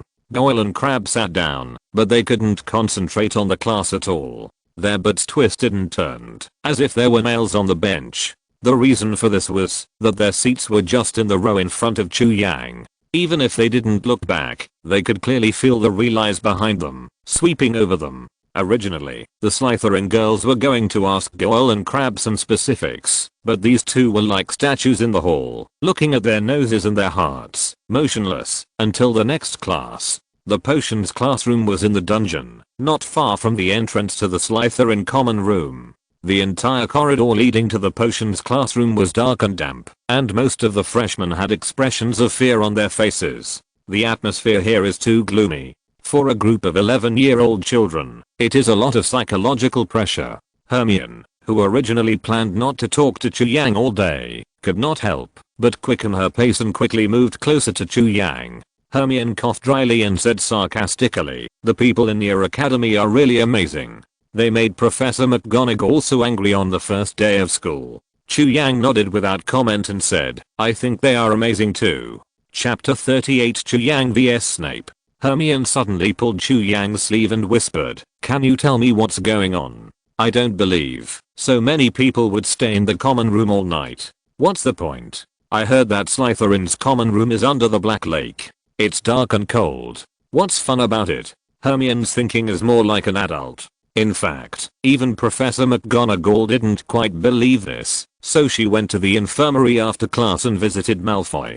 Chu Yang was too lazy to make up any excuses. Anyway, he would not be able to hide the fact that he beat people. Those people were just knocked unconscious by him, not amnesia. Chu Yang simply told him everything. "They stopped me at the dormitory door last night, saying that I was not a pureblood and had no right to stay in Slytherin, and they planned to make things difficult for me. I was tired and sleepy at the time and just wanted to sleep. I didn't have time to play with them, so I had to ask them all to leave." Hearing this, Hermione paused, opened her mouth, looked at Chu Yang in shock and asked, "The please you said, is it the please we usually use?" Chu Yang thought about it, shook his head and said, "There is a slight difference. I'm afraid it's more than just a little bit." Hermione took a deep breath, feeling the temperature around her suddenly drop a few degrees, and asked, "The school will hold you accountable for beating classmates. Aren't you afraid? How could one person beat up so many people?" "It's more like they beat me. I was fighting back in self-defense." Chu Yang rolled his eyes, spread his hands helplessly and said, "Do I have to stand there and let them bully me?" "That's true. They were the ones who started it." When Hermione thought of Chu Yang being excluded by other Slytherin freshmen because he was not a pureblood, she immediately felt the same way and could not help but be filled with righteous indignation. The two chatted about what happened last night and walked into the classroom. Isn't Hermione from our Gryffindor? Why is she always getting close to Chu Yang? Ron suddenly felt uncomfortable when he saw Hermione and Chu Yang chatting happily. We are all classmates. There is no need to divide them so clearly, right? And they should have more common language. After all, both of them are very smart and knowledgeable. Harry replied to Ron as a matter of course, and he didn't think there was any problem at all. With the experience of the Transfiguration class just now, the freshmen sat down in their seats quickly after entering the classroom, fearing that they would be criticized by Professor Snape. Compared with Professor McGonagall's seriousness and meticulousness, Professor Snape gave people a very scary feeling, dark and terrifying. It always felt that no matter who it was, as long as they angered him, they would be punished very miserably. Professor Snape walked in from outside the classroom after all the students were seated. His long robe fluttered in the wind as he walked. He might think he was handsome, but Chu Yang felt that he looked like a big fluttering moth the moment he walked in. This course doesn't require you to wave your wands foolishly or chant spells. I don't think many of you know how to appreciate the profound science and precision of potion making. Professor Snape leaned on the desk, not hiding the indifference on his face. Just as he was about to continue talking, he found that many students were missing. This doesn't seem to be the first class in the morning. How come so many people are late? Professor Snape looked at the absent seats, his voice full of anger. And they are Slytherin students? Professor Snape slapped the desk heavily, and the sound of bang shocked everyone's heart. At this moment, there was a knock on the door outside the room. Professor Snape, who was about to continue to scold the students, frowned. Anyone would feel uncomfortable when their interest in talking was interrupted. Professor Snape straightened his clothes, then walked to the door like the wind, opened the classroom door, and stood outside Professor McGonagall, who had returned from the infirmary. Professor McGonagall first looked into the classroom, and after seeing Chu Yang, she showed a helpless expression, and then motioned Professor Snape to come outside to talk. Listening to Professor McGonagall's account of the ins and outs of the absence of the Slytherin freshman, Snape was a little confused at first, and then fell silent. The students whispered to each other, discussing why Professor McGonagall called Snape out while he was teaching. This age is the age when people are very curious about everything. About 5 minutes later, Professor Snape returned to the classroom with a weird expression on his face. He did not walk to the podium, but walked straight to Chu Yang and looked at him coldly. Mr. Chu Yang, can you tell me how you used your fists to prevent several roommates from attending classes the next day? I'm really curious, but don't tell me that you, who came from an orphanage, also know Oriental Kung Fu. That's really ridiculous. Snape mocked Chu Yang without any scruples, and his words had already caused an uproar in the classroom. The reason why those Slytherin students couldn't come to class was that they were beaten by Chu Yang. For a while, the crowd was noisy. Harry and Ron were so surprised that they couldn't close their mouths from ear to ear. They looked at Chu Yang with admiration. My goodness, so many people were defeated by him alone. Yesterday, Ron was still telling Harry that if a non-pure blood wizard like Chu Yang went to Slytherin, the end would definitely not be good. Harry was also worried about Chu Yang's situation. When he saw Chu Yang was safe this morning, he secretly breathed a sigh of relief. As the only two orphans in the first grade, if Chu Yang got into trouble, Harry would inevitably feel a sense of grief. Among the three who deducted points, the calmest one was Hermione, who had already learned the truth from Chu Yang. However, she was still very worried about Chu Yang. After all, Professor Snape looked very angry. Chu Yang stood up and replied calmly, Professor Snape, I really don't know Kung Fu, but as you said, I came from an orphanage, where the geographical environment is not good, and fighting is a compulsory course for every child. And, with all due respect, wizards without wands, and who can't cast spells are not much better than muggles. Chu Yang's comparison of muggles and wizards directly angered Snape. He quickly stepped forward, almost face to face with Chu Yang. You've made a big mistake, Mr. Chu Yang. Snape stared at Chu Yang fiercely and shouted, don't think you can solve everything with your fists. It's okay now, but what about 3 or 2 months later? When those freshmen you bullied pick up wands and learn spells, how will you deal with them? Will you still use your fists? The tit-for-tat between Snape and Chu Yang made the already gloomy dungeon even more unbearable. The freshman looked at the two of them in fear, not daring to breathe a nervous breath. More chapters to top the list. Please recommend. Please invest. Chapter 39, the correct way to open a broomstick. Let me correct you first. It's not me who bullies them, but they who bully me. I'm just defending myself. Chu Yang did not retreat because of Snape's anger. He kept his eyes on him and retorted in a dignified manner, when they pick up their wands, of course I will pick up my wand and fight back. We are all wizards. Are they the only ones who can use magic? Snape sneered. Can you guarantee that your spells are as effective as your fists? Chu Yang shrugged, his face full of relief. Won't we know when the time comes? Don't worry, if the results of the battle come out, I will report to you as soon as possible. Snape knew why Chu Yang was so confident. Professor McGonagall had just explained to him that any counter-attack by Chu Yang and Slytherin was tacitly approved by Headmaster Dumbledore. If you are serious, then I admire your courage. Snape turned indifferently, walked to the podium, and said loudly, you contradicted the professor and disrespected your elders. Slytherin will be deducted 5 points. Chu Yang was full of surprise. My goodness, Snape was really anxious. It was the first time I saw him deduct points from his own house. Within this day, Slytherin deducted 10 points because of Chu Yang. In this matter of deducting points, he seemed to be ahead of the trio. Could I be the new deducting giant? As we all know, there are usually 4 people in the big 3 and 5 people in the 4 heavenly kings. Only in this matter of deducting points, Chu Yang didn't want to be on par with the 3 of them. The first potion class after the start of the school year was unusually heavy. Snape, who had a bad temper, paced around each freshman like the god of death while teaching. The sound of his leather shoes stepping on the floor was particularly clear. After the whole class, Snape didn't look at Chu Yang straight. He thought this might put some pressure on Chu Yang, but he underestimated Chu Yang's psychological maturity. Snape's ability to intimidate students is far inferior to Chu Yang's high school class teacher, and even worse than the physical education teacher. Every student who has experienced compulsory education can adapt well to the teaching intensity of Hogwarts. Only British locals would feel that Alexander when the get out of class was over. All the freshmen rushed to escape from the classroom. Chu Yang, who had a conflict with Snape, slowly packed up his textbooks and was the last one to leave. Thank you for your class today, Professor Snape.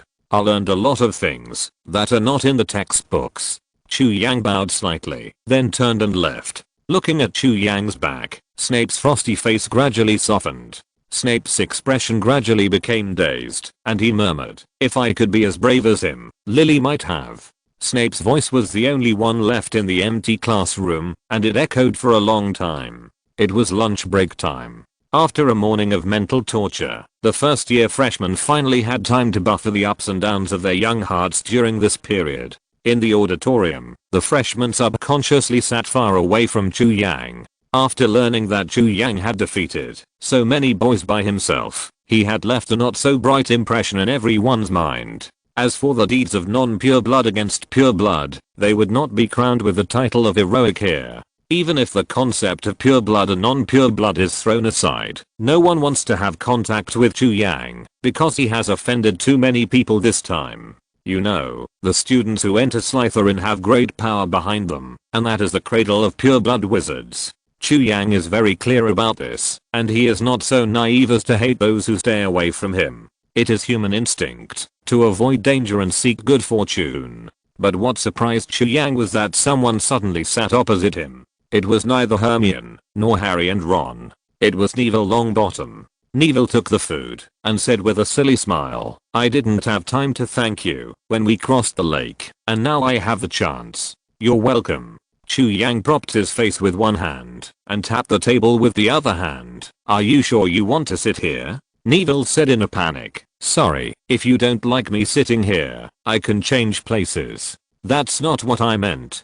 Chu Yang waved his hand and explained, you and I are so close, aren't you afraid that they will isolate you like they isolated me? Neville scratched his head and said, no, they just don't understand you. After a while, they will know that they misunderstood you. Chu Yang was amused. From the tone of his voice, this guy acted as if he knew himself very well. Suddenly, there were some more little wizards next to Chu Yang's seat. As expected, they were the three giants of deduction. I don't understand some parts of this book. Can you teach me?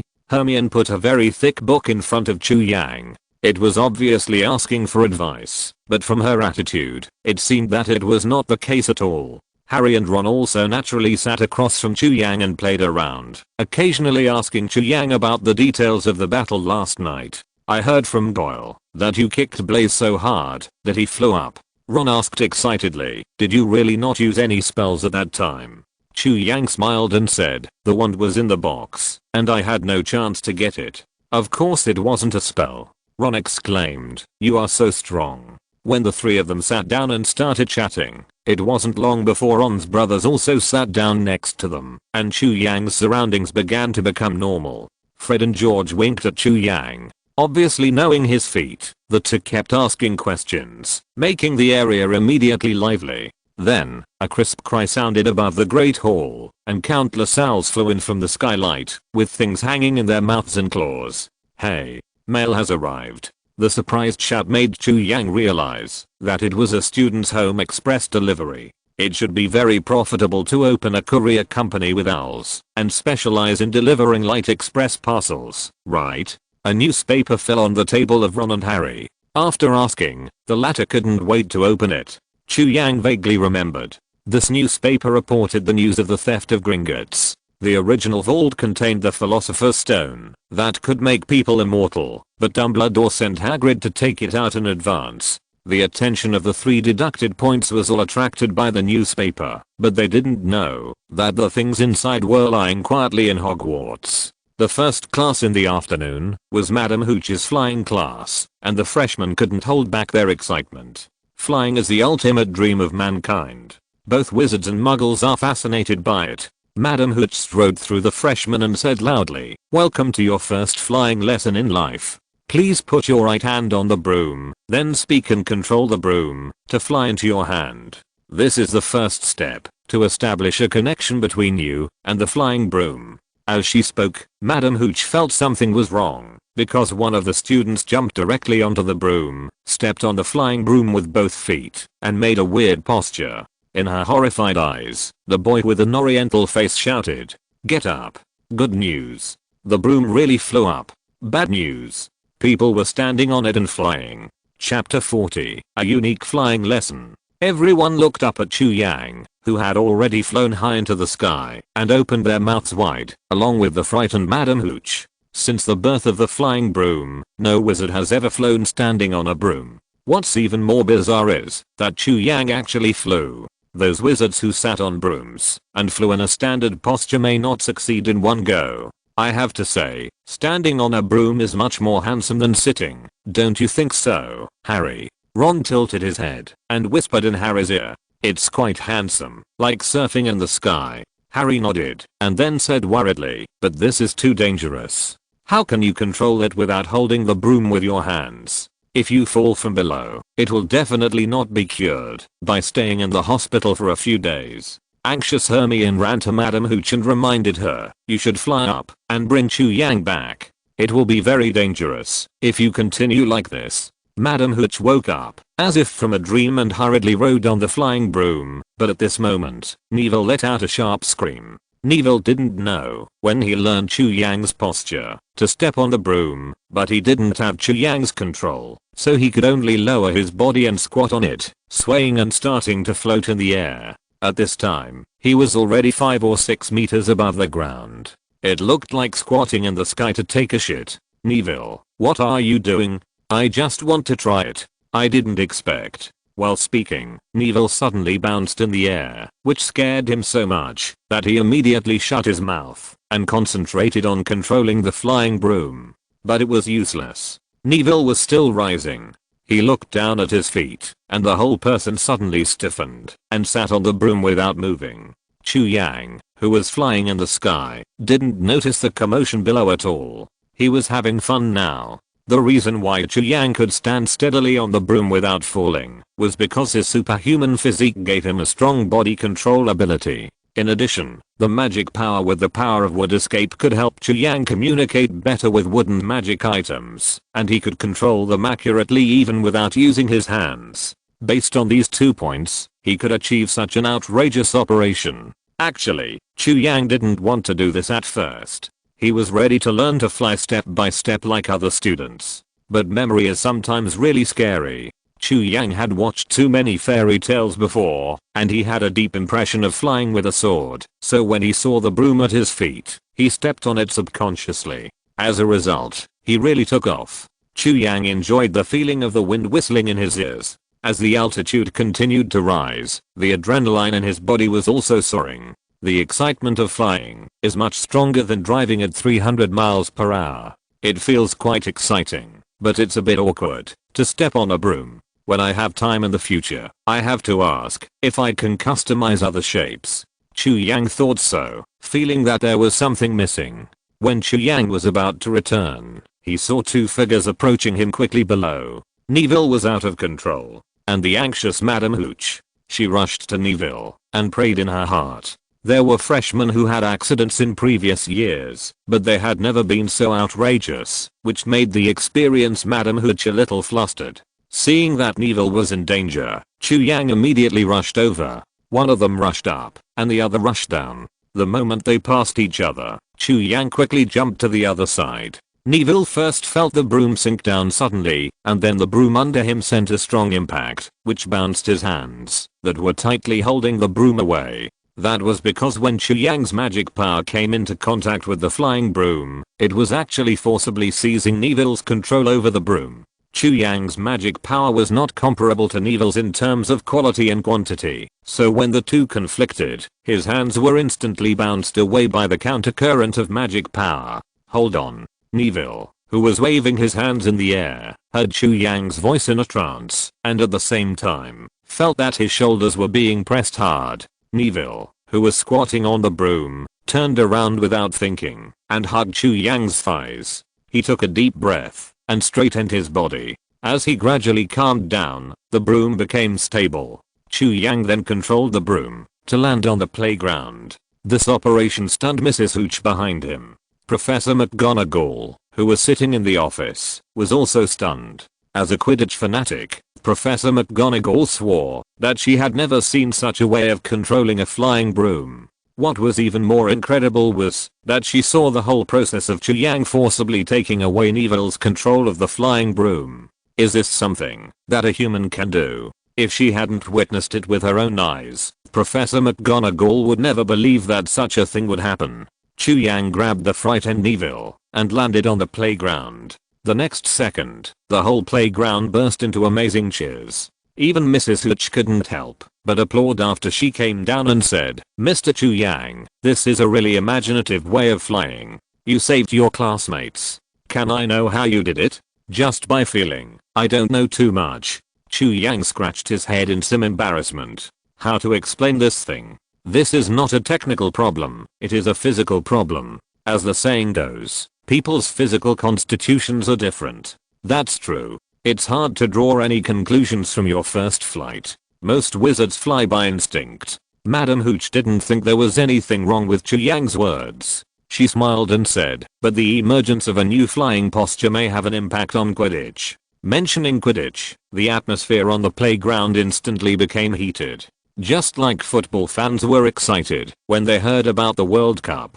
Madame Hooch looked down at Neville and asked, "Mr. Longbottom, are you okay? Can you continue the class?" Neville, who was still a little weak, nodded. "Then please practice what I just taught first. Wait for me, I'll be back soon." After saying that, Madame Hooch turned and walked towards the teaching building. After Madame Hooch left, the freshmen didn't care about practicing anymore. They quickly surrounded Chu Yang, chattering and clamoring to learn to fly by stepping. Chu Yang explained helplessly, "I told you that it's based on my feelings. I can't teach you." Chu Yang has explained it so clearly, don't embarrass him anymore. Hermione, with her fluffy golden hair, stood in front of Chu Yang like a kitten with its fur blasted, and blocked the other students one by one. Ron and Harry also stepped forward, and advised everyone to return to their respective seats, so as not to be seen by Madame Hooch, and then deducted points. Everyone returned to their original places with a look of disappointment, and began to practice according to Madame Hooch's instructions. Hermione sneaked up to Chu Yang and whispered, I helped you drive them away. You remember to teach me. Chapter 41 The Golden Snitch.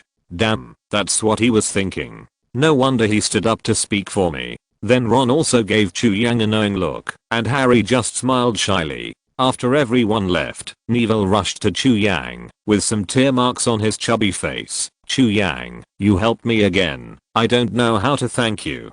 Chu Yang was about to say something polite, but Neville said embarrassedly, if you can teach me how to fly, I will be more grateful to you. Chu Yang, Madam Hooch, who returned to the teaching building to get something, ran into Professor McGonagall. Professor McGonagall, where are you going? I'm just about to see you, Madam Hooch. Madam Hooch asked in surprise, what do you want to talk to me about?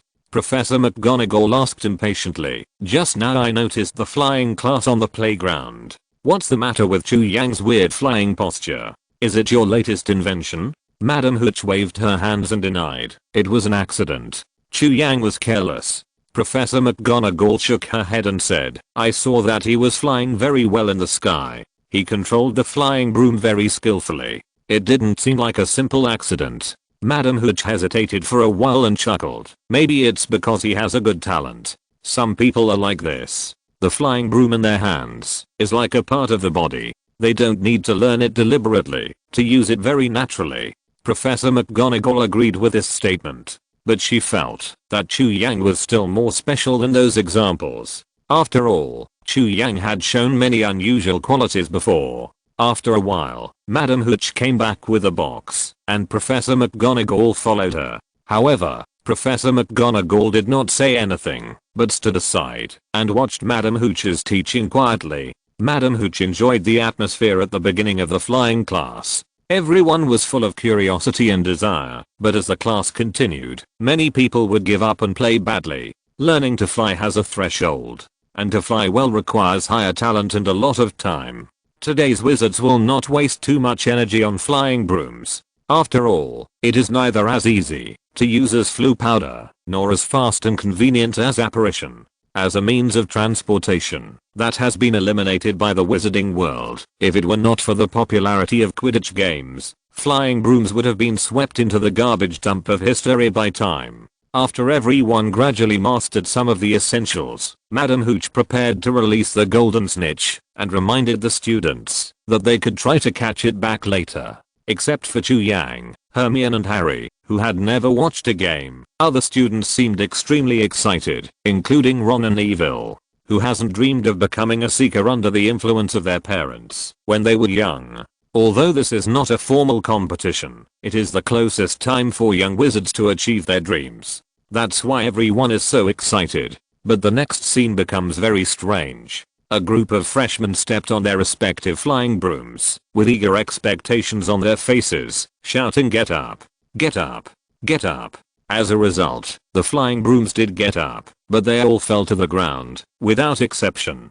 Only then did everyone realize how difficult it is to keep balance on a flying broom. You can actually stand on it and fly. It's incredible. Lavender Brown climbed up from the grass, holding his butt, looking at Chu Yang with a sad face, and kept muttering, what special training have you undergone? Otherwise, you must have worked in a circus before. Dean Thomas really couldn't understand, and looked at the broom in his hand blankly. Hey, I don't believe you can fly a second time. You will fall off the broom like us. The willful pansy Parkinson mocked Chu Yang directly. The 3 deducted points and Neville also fell heavily to the ground like everyone else. Ron even rolled all the way to Chu Yang's feet. The moment the two looked at each other, the air was filled with embarrassment.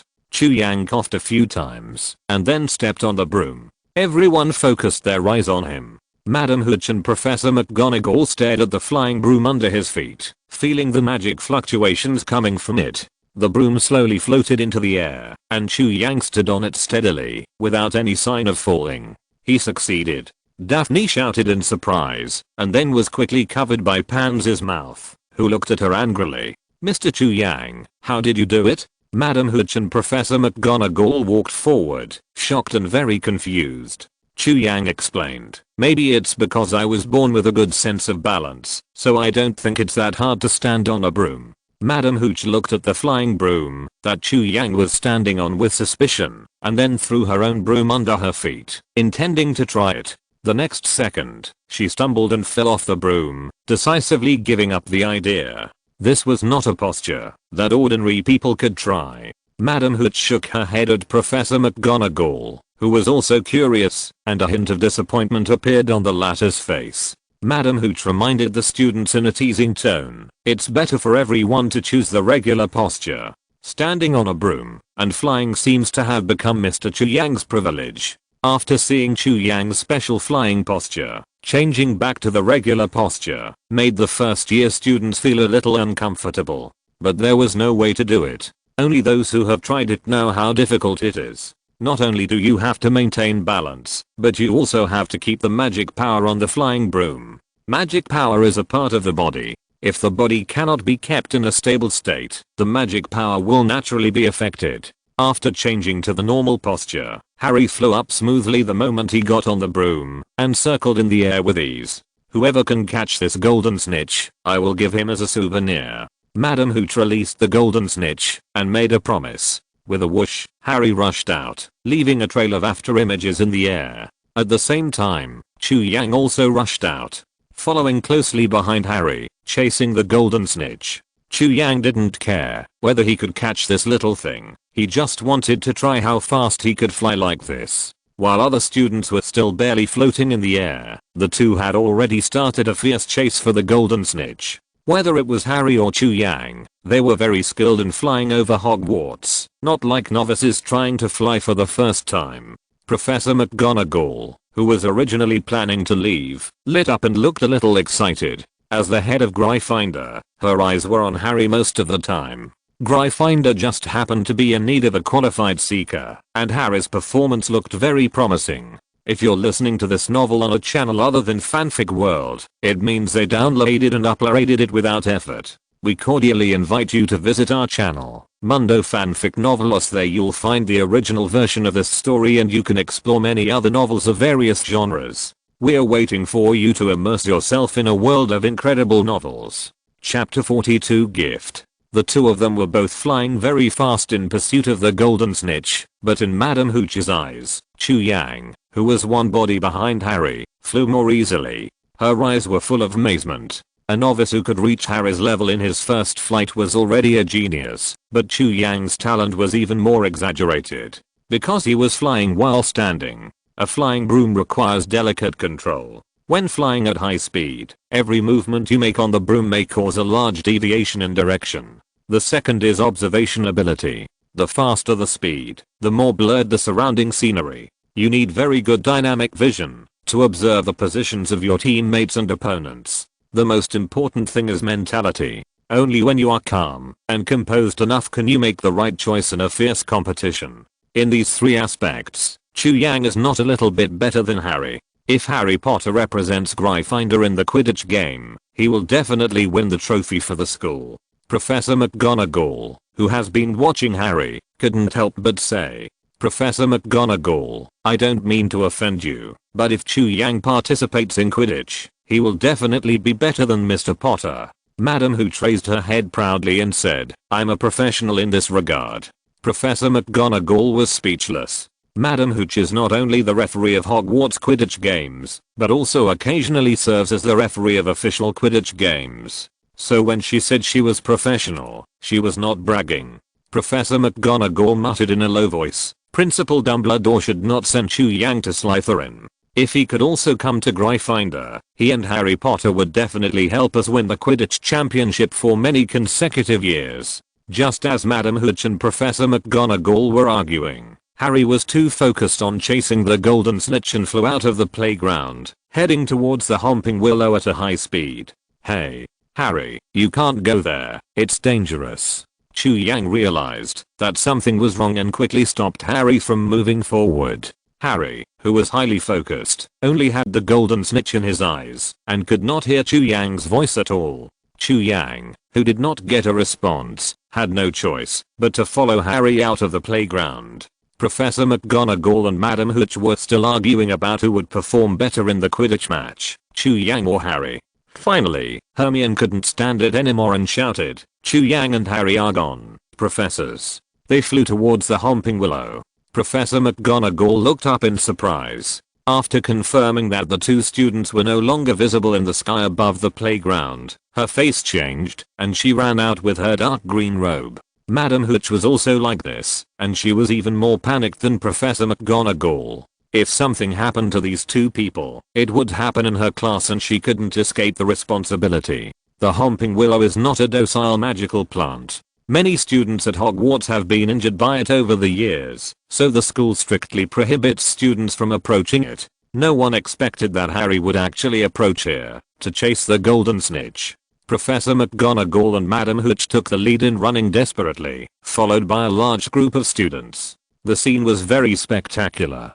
Those who didn't know would think that Hogwarts was holding a sports competition. When Professor McGonagall arrived, Harry, Chu Yang, and the Golden Snitch were like flies circling around the Homping Willow. The Homping Willow was like the Monkey King in a Chinese Odyssey, waving its branches wildly, trying to swat these annoying flies to death.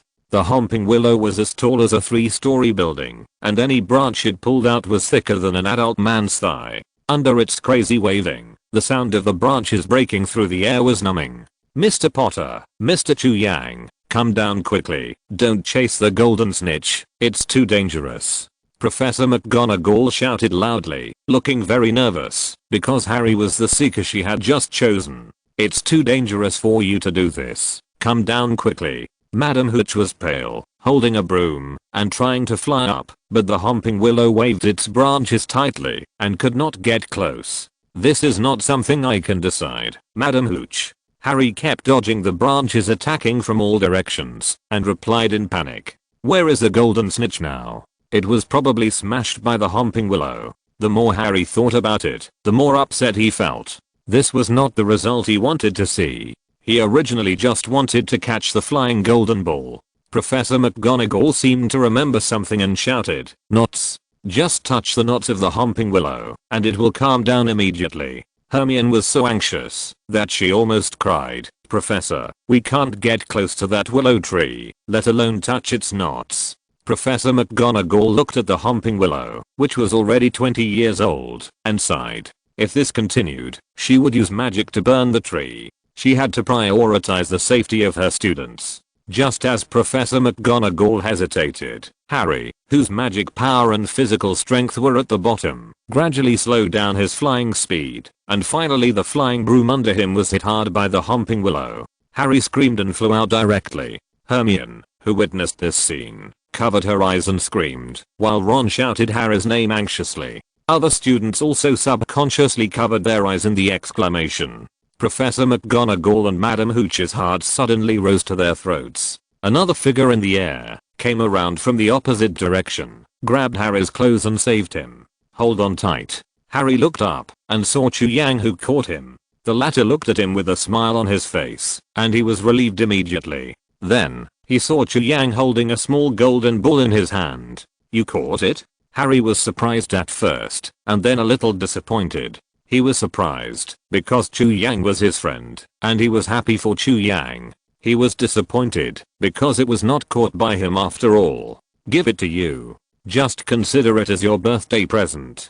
Chu Yang threw the golden snitch to Harry and encouraged him. "You will definitely become an excellent seeker. When you win the championship, give me an identical one." Harry held the golden snitch, and there seemed to be a light in his eyes. The flying broom slowly landed on the grass, and Professor McGonagall and Madam Hooch led the students to gather around. "This is so reckless. Mr. Chu Yang, Mr. Potter, you don't realize how serious this matter is." Professor McGonagall scolded the two with a stern face, but her eyes were particularly gentle. Mrs. Hooch, who finally breathed a sigh of relief, looked at Chu Yang with burning eyes. She was sure that with the level Chu Yang had just shown, he could definitely participate in the official competition. And Harry Potter also had extraordinary potential. No matter who it was, he would become a new star player of Hogwarts in the future. Chapter 43 I'm a Druid? Professor. The Homping Willow hasn't calmed down yet, but is getting more and more excited. It seems to be coming out of the soil. Everyone looked at the Homping Willow's location together and found that the willow tree was really twisting its body like crazy, trying to break out of the soil. What's going on? Professor McGonagall's eyes widened. Although the Homping Willow is a magical plant, it doesn't mean that it can move like a real creature. In the past 20 years, it has been rooted in the soil. The roots of the Homping Willow are deep underground. If it is completely pulled out, it will even be 2/3 longer than the body. Wow, it has the flavor of a tree man. Chu Yang was amazed and planned to appreciate the Homping Willow's majesty for a while. Hermione and Harry, who were beside him, lifted him up on the left and right and started running. Ron and Neville led the way in front. The two were almost like the two generals, screaming and digging a way out. Everyone was fleeing in panic. Professor McGonagall and Madam Hooch took out their wands and stood between the students and the Homping Willow, preparing to burn the tree that had accompanied Hogwarts for many years. The roots of the Homping Willow kept breaking out of the ground, tearing the green grass, and the flat ground suddenly revealed spider web-like cracks. The next second, the Homping Willow fell straight to the ground like a patient with lower body muscle weakness, with a bang, and dust flew. Seeing this, the students stopped and looked back. Professor McGonagall breathed a sigh of relief, her body still trembling slightly, but she pretended to be calm and teased, "See, this is the result of wanting to run before learning to walk. There will be no better result, except making people fall." As expected of the vice president, she can still think about educating students at this critical moment. The students screamed again. Professor McGonagall looked back and found that the Homping Willow on the ground had not completely lost its vitality, but was crawling like an animal. Its thick roots and branches were like the 8 legs of a spider, supporting its huge body and crawling at high speed. The Homping Willow bypassed Professor McGonagall and Madam Hooch in the blink of an eye and rushed straight towards the students, as violent as a bull. Professor McGonagall took out her wand and waved it, casting a fire spell in an attempt to burn the Homping Willow. Unexpectedly, the Homping Willow crawled much faster than she expected, and the fire only burned part of the branches. Wait a minute. Chu Yang broke free from Harry and Hermione's arms. He noticed that the Homping Willow was in a strange state. The other party was obviously coming in his direction, but he was not sure whether it was coming towards him or Harry. Chu Yang, run quickly. Hermione anxiously pulled Chu Yang's clothes. Chu Yang explained, "No, Harry and I must run separately from you. The Homping Willow is coming for us." Hermione turned around and found that the Homping Willow was really rushing towards them. "What are you standing there for? Ride on your broom and fly in the opposite direction. Don't go to crowded places." Chu Yang handed the flying broom to Harry. He didn't need it. With his speed, the Homping Willow would never catch up with him in his next life. If Chu Yang was the only one here, he wouldn't need to run away. Whether it was wood release or taijutsu, Chu Yang could easily deal with the Homping Willow. In public, Chu Yang couldn't use such extraordinary power, otherwise someone from the Ministry of Magic would take him for research tomorrow, or directly put him in Azkaban. You should have brought your wand with you. Why did you have a spells class tomorrow? If he had a wand to cover up, Chu Yang would have used part of the power of wood release. He regretted it a little and secretly vowed to change this bad habit. After complaining, Chu Yang rushed out. "Chu Yang, what are you going to do?" Harry wanted to hold him back, but he didn't react. He gritted his teeth and rode on his broom to fly into the air. "Damn it, I shouldn't have waited for you here." Hermione turned around and ran away, her short legs jumping like clockwork. After running a few steps, Hermione felt no movement behind her. She didn't feel lucky, but her heart sank suddenly, because this meant that Chu Yang was right. When she looked back, the Homping Willow really turned around and rushed towards Chu Yang alone. Hermione, its target is Chu Yang.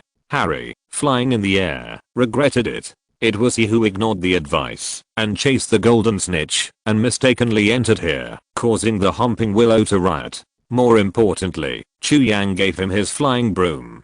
If something happened to Chu Yang, Harry felt that he would definitely feel guilty for the rest of his life. In order to protect the safety of other students, Chu Yang took the Homping Willow and ran towards the Forbidden Forest, where there were few people, and he could only run in that direction. The huge body of the Homping Willow was like a tiller, and wherever it rushed, it was riddled with holes, and no grass grew. He ran like this for a while, until he could no longer see anyone behind him. Chu Yang, who had long been impatient, immediately stopped, clenched his fists, and turned around to punch it. What Chu Yang didn't expect was that after he stopped, the Homping Willow also stopped and slid all the way to him by inertia. Then it stopped moving quietly, and the branches on the tree slowly fell around Chu Yang, fluttering gently, as if it was acting coquettishly. Chu Yang looked at the huge monster in front of him with a strange face. What was going on?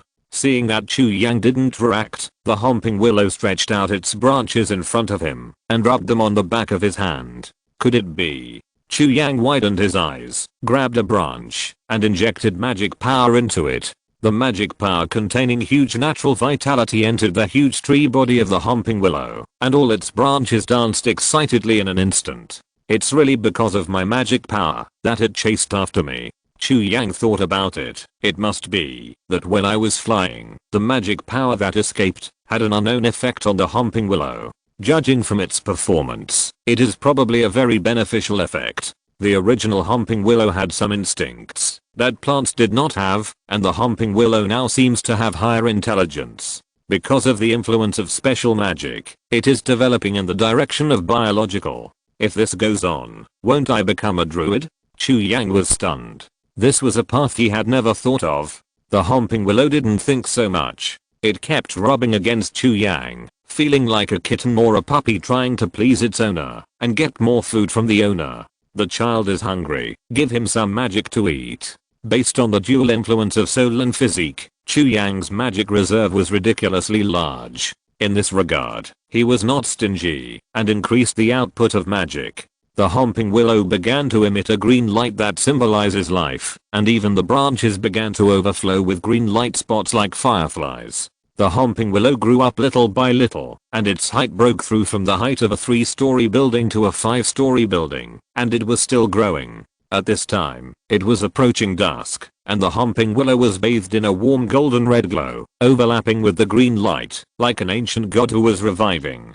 Chapter 44 Dumbledore feels tired. Oh, my Merlin. Hagrid, holding bags of food, stood blankly on the path. He was coming from the hunting grounds, preparing to patrol the school and the Forbidden Forest. There are always some little wizards who like to appear in this area. He likes to eat while patrolling the surroundings. But today is undoubtedly the most shocking day since Hagrid became the gamekeeper. He saw a huge tree spirit. There was a student standing under the tree monster, who not only did not hurt him, but also behaved very docilely. What the hell is this? Hagrid put down the food and tried to move towards Chu Yang, but the Homping Willow mistakenly thought that he was going to hurt Chu Yang and slapped Hagrid, who had the blood of a giant, away.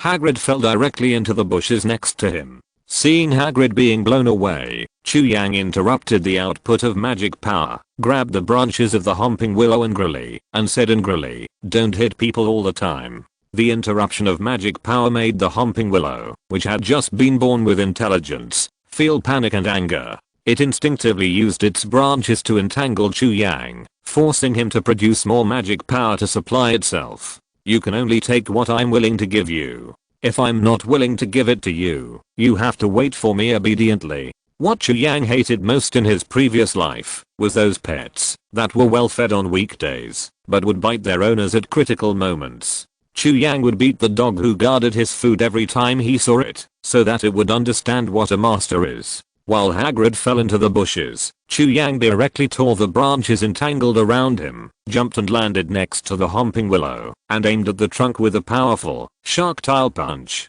Crack! The trunk of the Homping Willow was like a broken mirror, and countless cracks cracked from the fist marks left by Chu Yang. The fear of death made the Homping Willow's new intelligence feel strongly threatened. It crawled on the ground like an animal, trembling, to show its submission. Chu Yang spared its life. He used magic to help it heal the cracks on its body surface, slapping it in the face, and then giving it a sweet date. It's really strong. Hagrid wailed and crawled out of the bushes. With his physique, he was still dizzy after being hit. However, his curiosity about the Homping Willow made Hagrid temporarily ignore all the physical discomfort, and he staggered over. "Can you calm your pet down? I mean no harm." Hagrid shouted at Chu Yang. "It's okay, come here." Chu Yang explained. This is the Homping Willow of the school, not my pet. Homping Willow? Hagrid stared at the Homping Willow, which had nearly doubled in size, and murmured, "What, are you kidding me? Can this thing be a Homping Willow? It's more like a killing willow." Hearing Hagrid's unfriendly remarks, the Homping Willow shook its huge body to express its dissatisfaction. Oh, calm down. Calm down. Hagrid raised his hands and begged for mercy. He didn't want to be whipped again. The next second, the Homping Willow quieted down. "It can understand what I say." Hagrid was stunned for a moment, then showed an ecstatic expression. "It is actually communicating with me, which has gone beyond the scope of plants. It is an animal. It is a magical animal." As an avid fan of magical animals, Hagrid immediately fell in love with this big tree and generously forgave it for whipping him just now. Beating is love, and scolding is love. It was just a little spoiled act by it to himself. It didn't hurt at all, Hagrid thought while pressing the wound on his body. He rushed to Chu Yang's side, hugged the trunk, and rubbed it comfortably. This was a completely perverted behavior, which made Chu Yang shudder. The Homping Willow didn't seem to be happy either. It stood up shakily and shook its body, trying to shake Hagrid off like shaking off lice. Hagrid fell to the ground, grinning. He found that Chu Yang was tightly protected by the branches and was fine. How can it treat differently? Hagrid looked at the Homping Willow with great pain. It was obviously he who let bygones be bygones, but why didn't he get any benefit? In the afterglow of the setting sun, several figures were approaching this side. "Mr. Chu Yang, I'm glad to see that you are safe, but can you explain why the Homping Willow that I planted with my own hands has become like this?" Dumbledore, wearing a silver robe, walked slowly over, followed by Professor McGonagall. Chu Yang jumped down from the Homping Willow, walked to Dumbledore and bowed slightly. "I don't know the specific reason, but it should be my magic that affected it." Headmaster Dumbledore. Magic?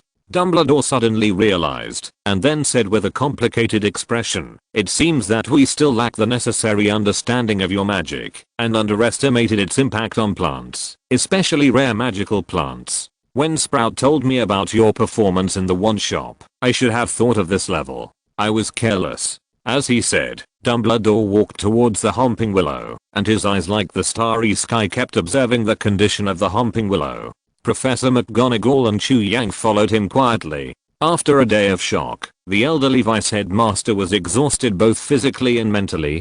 Professor McGonagall looked as if he had aged several years. She didn't even have the energy to argue with Chu Yang, but still said with appreciation, "In the critical moment, you left the chance to escape to your classmates, and then led the Homping Willow away by yourself. Although it was a bit reckless, it is also a very noble quality. Therefore, Slytherin deserves 10 points. Dumbledore suddenly turned around and smiled. "I personally give Slytherin another 10 points. You didn't disappoint me, Mr. Chu Yang." Chu Yang shrugged and said, "Thank you for the generosity of the principal and professors. I think the Slytherin classmates will be very happy. Yesterday it was the Sorting Hat, and today it's the Homping Willow. You always give me some surprises. However, Mr. Chu Yang, I sincerely hope to hear that you will be quiet in class tomorrow. This is the wish of a centenarian." Dumbledore, who was still very kind in the last second, suddenly became serious and warned, "Also, don't let your classmates sleep on the floor anymore. If you keep going on like this, there will not be enough beds in the infirmary on the second floor. In just 2 days, the Slytherin patients alone have overcrowded the place. Do you want to paralyze the school hospital?" Chu Yang shrugged and said innocently, "I can't make the decision on this matter. It depends on whether they can calm down. After all, it's not me who started the trouble, and it's you who asked me to fight back, unless you get me a single dormitory." Dumbledore was speechless, and felt very tired. He felt that he should not have persuaded Chu Yang to go to Slytherin from the beginning. He thought Chu Yang would use his talent to change Slytherin's perception of muggles little by little and reshape their self-righteous pride, but he didn't expect that he would use his fists. Fighting is also a talent, and it is simple and violent. Wizards don't use wands, but fists to solve problems. Malay wizards belong to Chapter 45 Miracle of Life. Dumbledore sincerely felt that Chu Yang's fighting style was very similar to that of Godric Gryffindor, one of the 4 founders of Hogwarts. The great Godric Gryffindor also held a sword in one hand and a wand in the other, and used physical and magical methods to beat the enemies so hard that they ran away. Chu Yang beat his roommate to the ground. His realm was a little lower, but the results were not much worse. The more Dumbledore thought about it, the more headache he had. He sighed and said, "Single dormitories are only for prefects. I can't break the rules. At most, I will arrange a double room for you." Chu Yang nodded in agreement. He was the second best option, which was also a little bit of face for Dumbledore. "I just don't know which Slytherin is so unlucky to be his roommate. Principal Dumbledore, you should see this. This is really amazing. This Homping Willow just responded to me." Hagrid excitedly greeted Dumbledore, dancing and telling about the miracle he saw. "As you said, this is indeed a great miracle. That's why we must protect this secret. Otherwise Chu Yang will be in danger." Dumbledore looked up and stared at Hagrid with his deep eyes, which seemed to contain the endless sea of stars. Hagrid, who was in high spirits, seemed to be poured with a basin of cold water. He woke up instantly and promised immediately, "Please rest assured, I will keep all the secrets for you." "Thank you, Hagrid." Dumbledore and Hagrid walked forward a few steps together, stretched out his wrinkled hands, pressed on the equally wrinkled trunk, felt the breath of the tree, and also felt the magic of life. This is the Homping Willow that he planted for Lupin in 1971. Whenever the full moon night comes, Lupin will enter the shed through the secret passage under the Homping Willow. The howling of werewolves is often heard there. Therefore, it is also called the Shrieking Shack, and it has been so for many years. With Lupin's departure, the shed was completely abandoned, but the secret passage could lead all the way to Hogsmeade Village outside, so Dumbledore didn't want to expose it, and had used a spell to hide it before coming.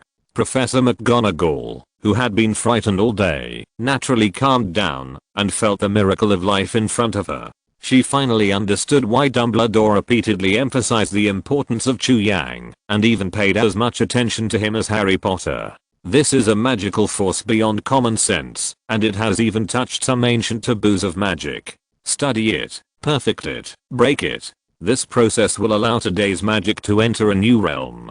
Professor McGonagall couldn't help but look back at Chu Yang. In a sense, he is more important than Harry Potter, the savior. When you get older, you tend to get stuck in the past.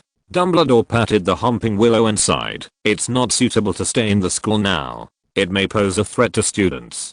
Hagrid thought Dumbledore was going to destroy the tree, and hurriedly explained, "Chu Yang can order it." "Even so, it's not suitable." Dumbledore shook his head slowly. Worrying about the safety of the students was one thing, but what was more worrying was Voldemort. Voldemort, who didn't know when he would return, was like an unpredictable bomb.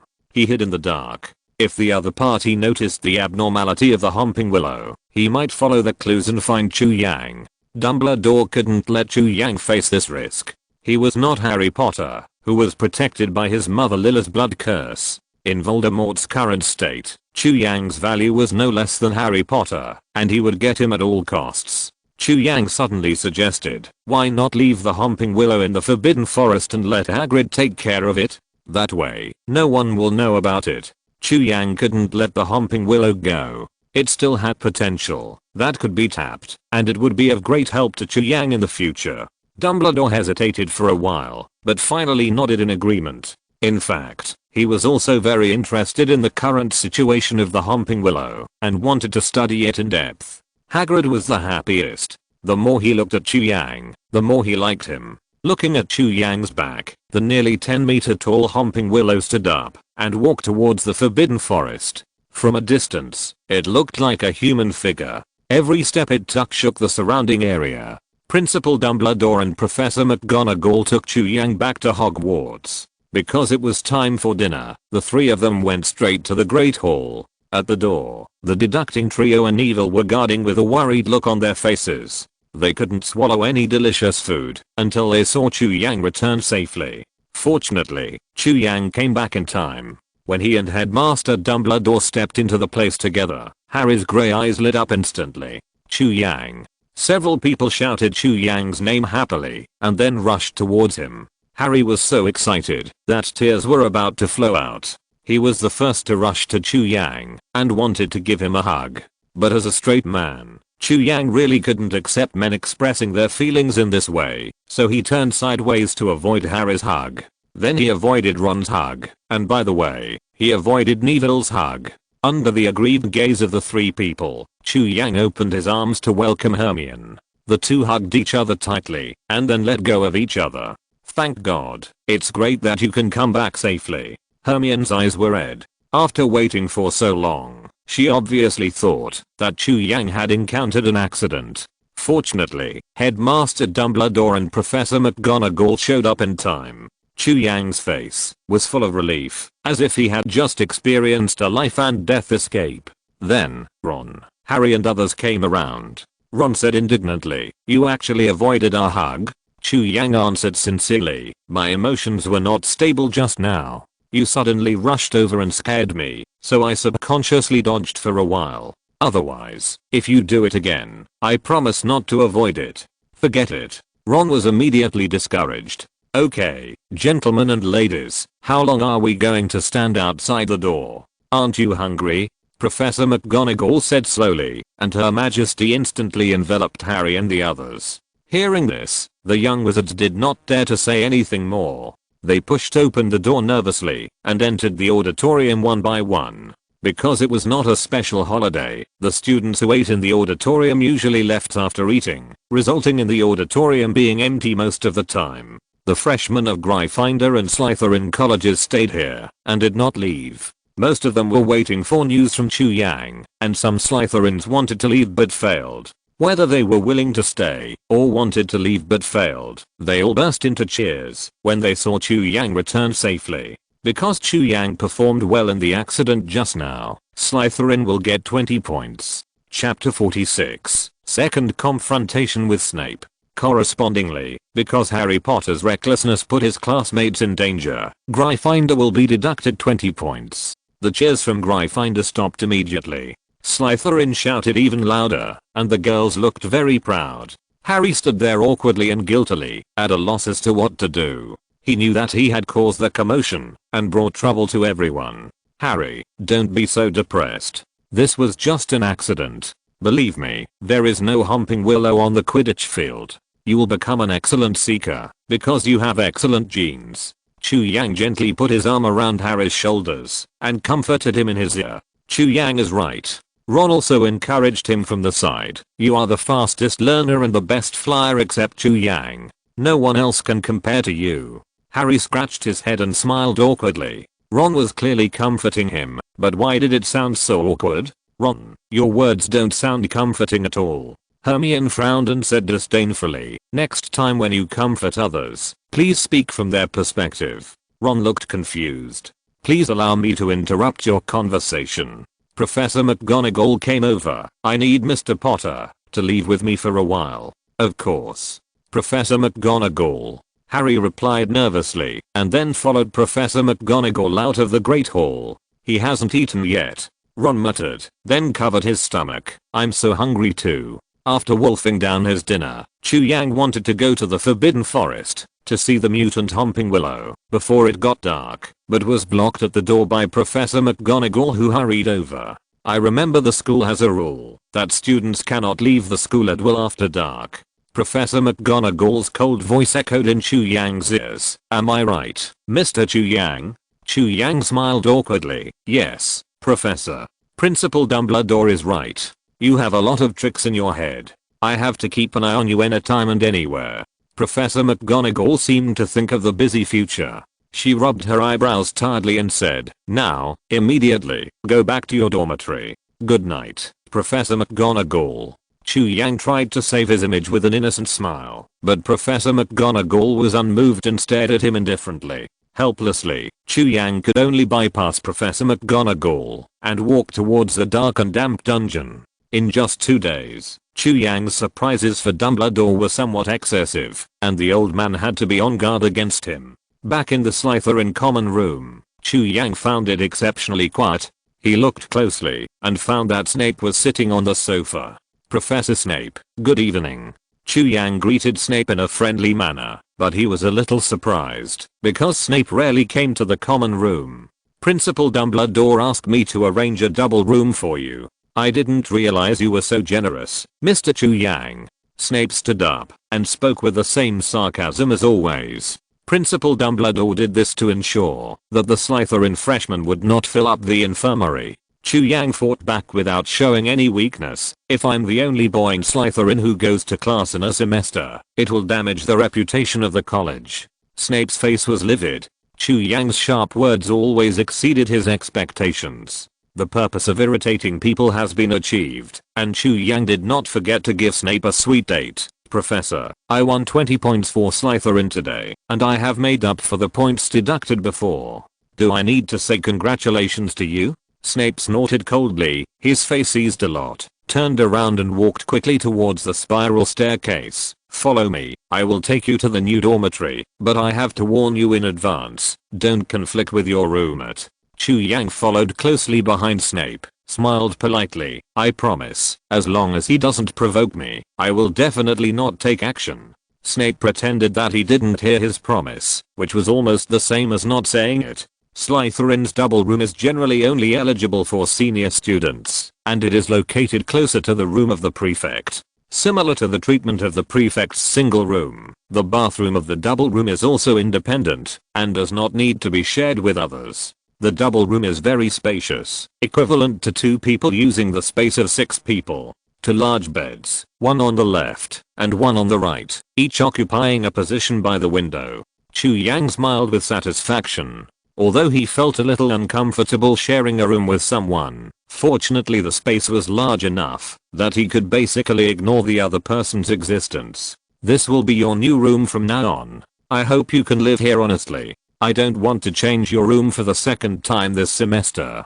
Snape narrowed his eyes and asked, I hope you understand what I mean, Mr. Chu Yang. I have received enough warnings today, Professor Snape. Chu Yang lost his previous good attitude and replied coldly, good night. Snape snorted coldly and turned away. He originally wanted to ask in detail about the accident that happened in the flying class today, but Chu Yang's attitude made him give up the idea.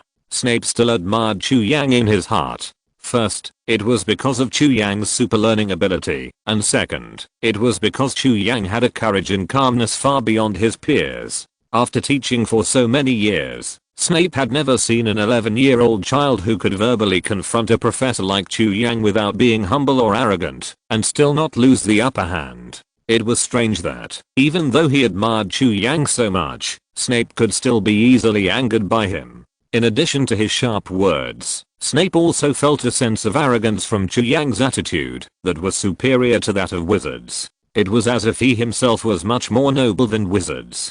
Snape was puzzled and disgusted by this. Snape didn't know that Chu Yang's superiority was partly due to his own golden finger. The other part was due to his understanding of the future of the non-magic world. Although wizards are now high and mighty, their glory will sooner or later become a thing of the past.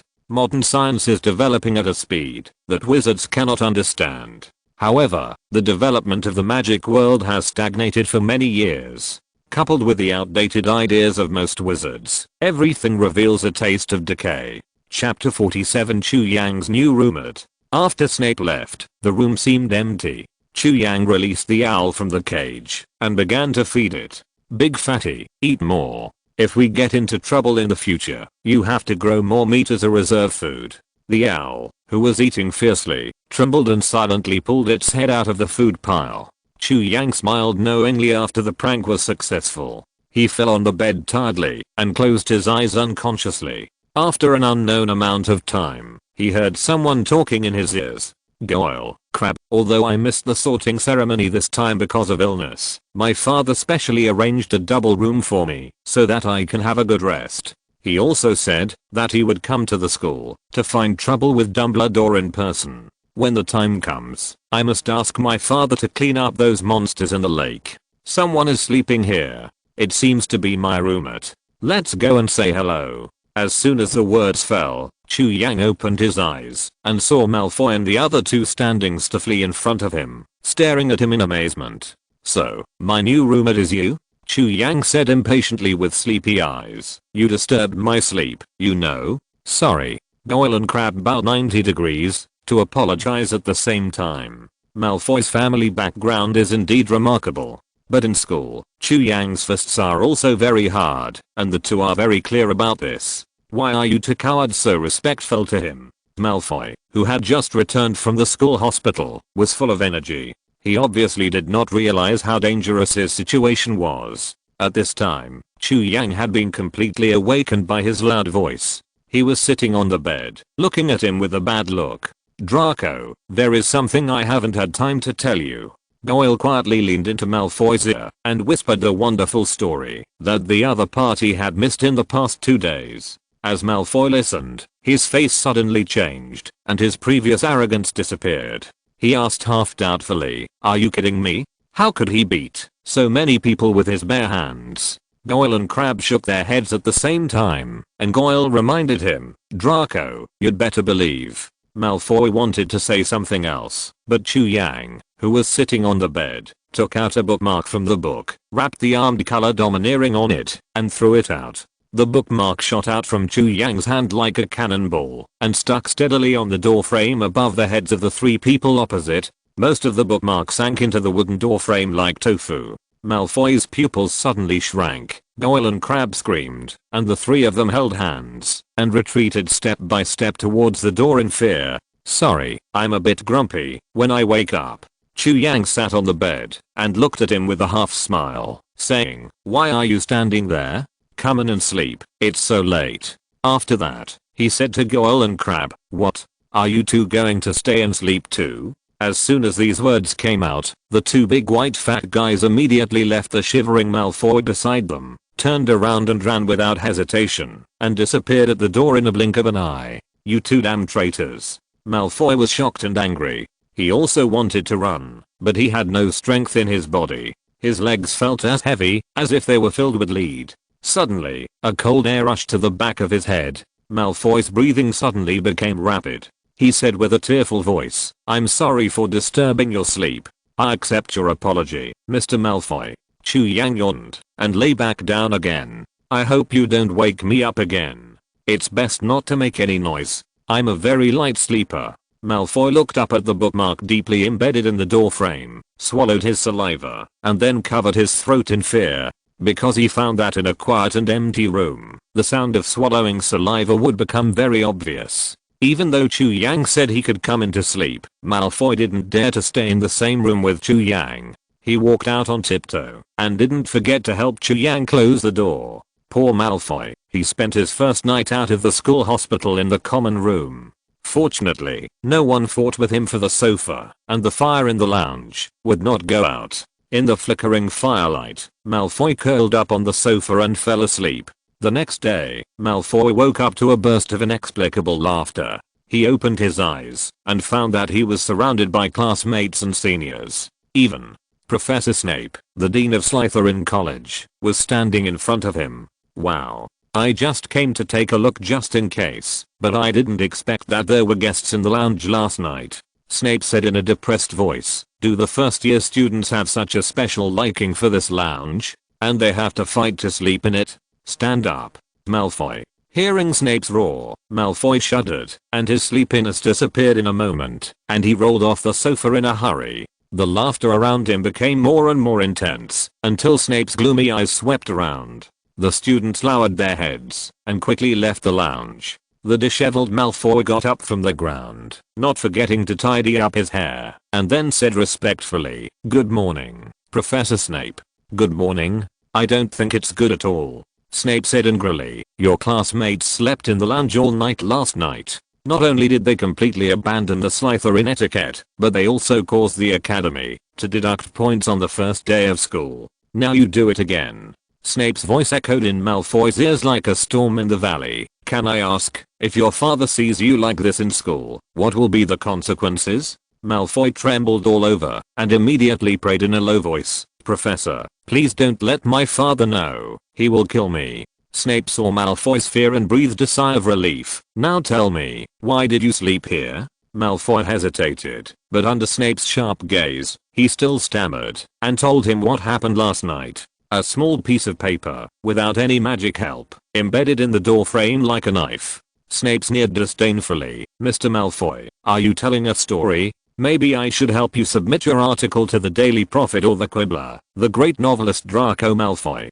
Malfoy cried in grievance and whispered, Professor, I didn't lie. Goyle and Crabbe saw it. Now, it was Snape's turn to be skeptical. Is there really such an outrageous thing? More data support is needed. Chapter 48. The fist is hard, the wand is not soft. Snape left the crying Malfoy and walked towards the first year dormitory. Goyle and Crabbe had just changed their clothes when they were pulled out by Snape for confrontation. After getting a positive answer, Snape went to Chu Yang's room with suspicion. Malfoy and the other two followed Snape closely. Snape pushed the door open with force, then looked up and found that there was no damage anywhere.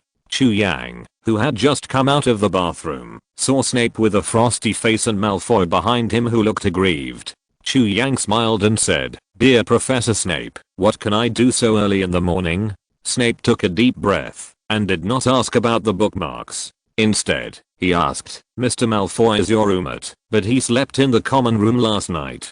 Can you explain this? Chu Yang quickly glanced at Malfoy and the other two, and then asked in surprise, Malfoy slept in the common room last night. A regretful expression appeared on his face, and his tone was also apologetic. I went to bed early last night, and Malfoy and the others woke me up when they came back. I complained a few words, and he might have gone to sleep in the common room because of this. Chu Yang looked at Malfoy with a smile. I'm sorry, Malfoy. Malfoy's scalp tingled. But I remember that I invited you to stay and rest later, didn't I?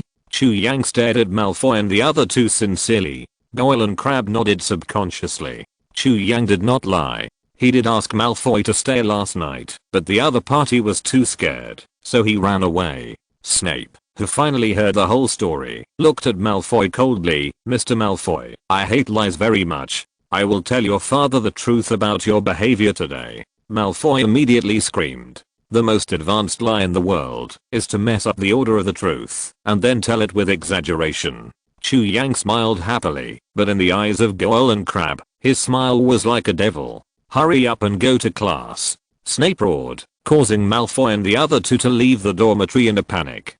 Before leaving, Snape looked at Chu Yang deeply. He knew that the matter was not as simple as Chu Yang said, but since the other party did not reveal any flaws, he did not need to pursue it further. As for Malfoy, Snape's anger at him was entirely due to his stupidity. If arrogance and strength are not equal, then he is just an arrogant idiot. Chu Yang, who knew Snape's temper, saw his reaction and realized that this matter was over. The first thing Chu Yang did when he got up this morning was to erase the traces of last night. After taking off the bookmark, he used the restoration charm to restore everything.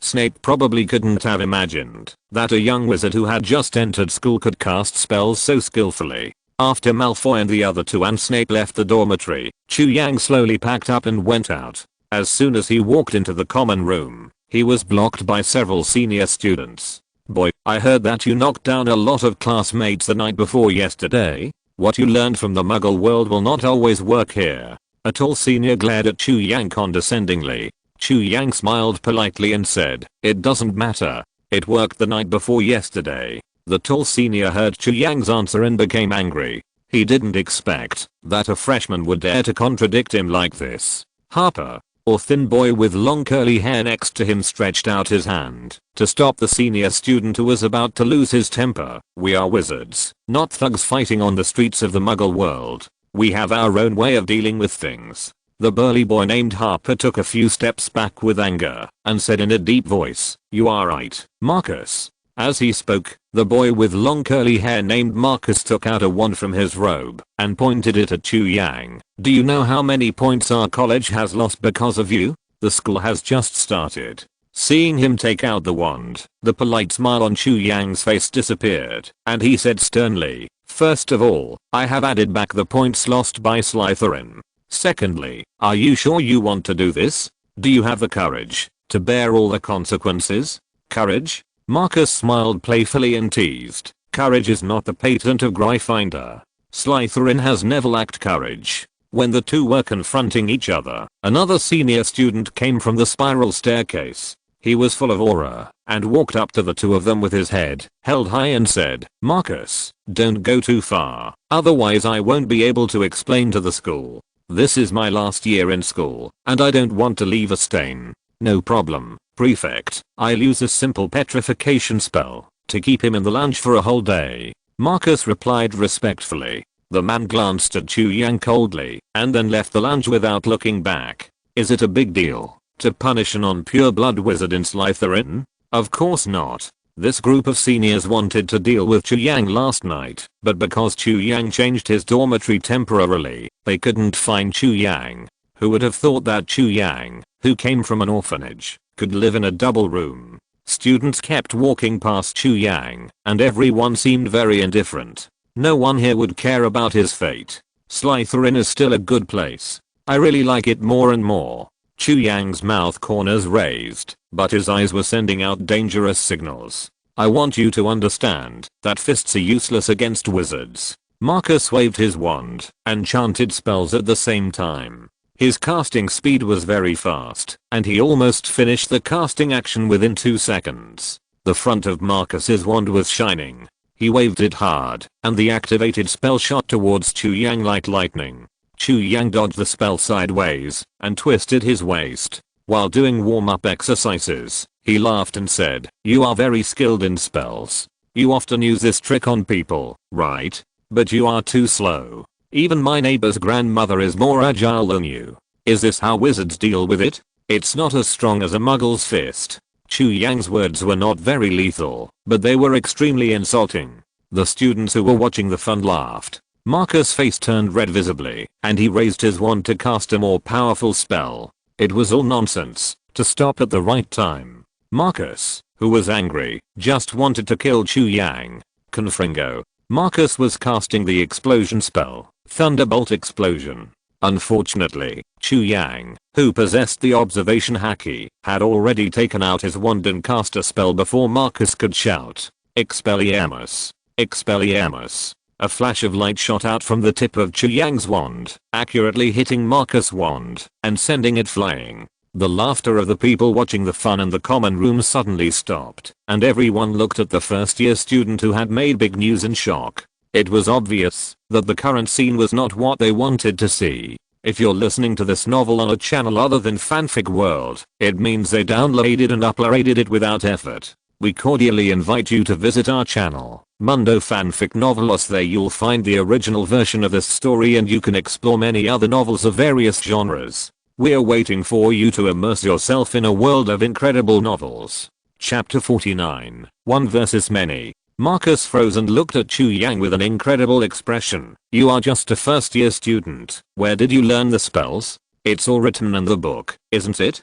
Chu Yang sneered. "In addition to the disarming spell, I also know the petrification spell you just mentioned." Marcus realized that something was wrong and shouted, "Stop him." Harper immediately took out his wand and prepared to cast a spell on Chu Yang. However, at the moment he took out the wand from his arms, a flash of light accurately hit the wand in his hand. Another wand flew out. "How can you cast so fast? Even 5th-year students don't have this kind of casting speed." Harper shouted in panic, which soon attracted the attention of the senior students around him. Some of them were watching. Some people chose to help Harper and Marcus at the first time. If the news that the two of them were disarmed by the first-year students spread out, the seniors' face would be ruined. And they were disarmed by non-pure blood wizards. The senior students who were watching the show took out their wands one after another, and everyone was ready to release the disarming spell to attack Chu Yang. However, something horrifying happened.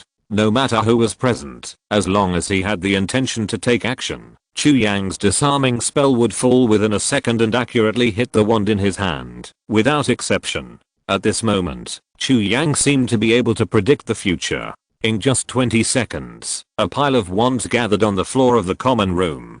That first-year student actually released the disarming spell more than a dozen times in such a short time. It is impossible for an adult wizard to have such a huge magic power. The speed at which he releases magic is even faster than those wizards who have passed the OWL exam. The crowd kept exclaiming. They wanted to see the non-pure blood wizard make a fool of himself, but they saw a scene that subverted their cognition. As the troublemakers, Marcus and Harper are now regretting their actions. I said, in addition to the disarming spell, I also know the spell of the petrification spell. Chu Yang showed a devilish smile. He didn't intend to let these people go so easily. This was not the result he wanted. Chu Yang was a person who was very afraid of trouble. He was very annoyed by those cockroach-like enemies, so it was best to hurt them, so that they could be solved once and for all. Hearing the word petrification spell, all the seniors who were about to attack Chu Yang just now panicked. "Run!" Marcus shouted, then turned around and ran towards the exit of the lounge. Seeing this, the others immediately followed. Everyone was in a panic and knocked over many decorations. The originally elegant hall suddenly became like a chicken coop.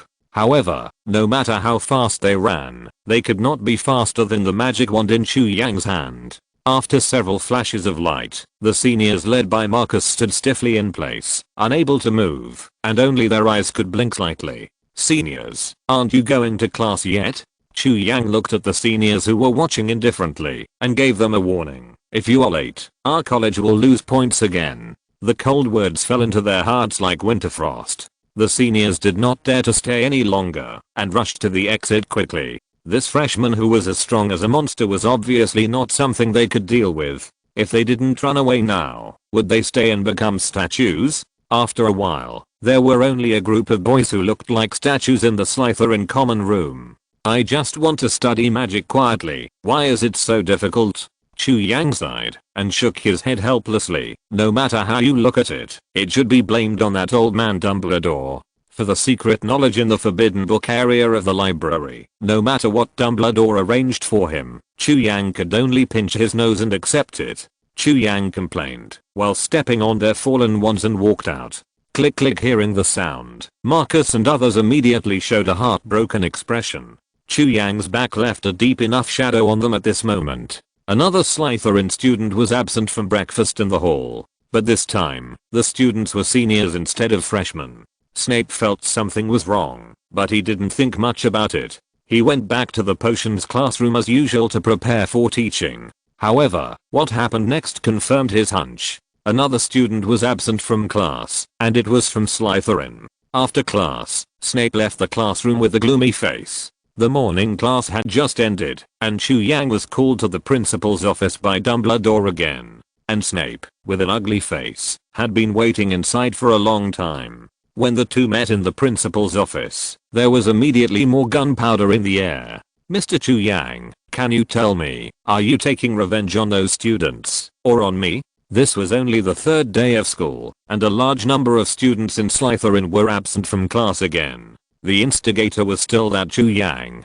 Snape's face was livid. He was shaking with anger. His voice was as cold as if he had just thawed out of an ice cellar. "Since I became the headmaster of Slytherin, this has never happened before." Chu Yang stared at Snape's red pupils and said sincerely, "I'm sorry, Professor Snape. I also want to live a quiet life every day, but the environment does not allow it. Maybe you should talk to Headmaster Dumbledore and let me transfer to another house. It would be more practical." Snape snorted coldly. He knew very well that Chu Yang was specially arranged by Dumbledore to be in Slytherin, and he also understood Dumbledore's intentions. Although Dumbledore would warn Chu Yang, he was actually happy to see Chu Yang teach those overly proud students in Slytherin a lesson. Besides, there is no such thing as transferring houses in the tradition of Hogwarts. Once the sorting hat has sorted the houses, it is a lifelong thing.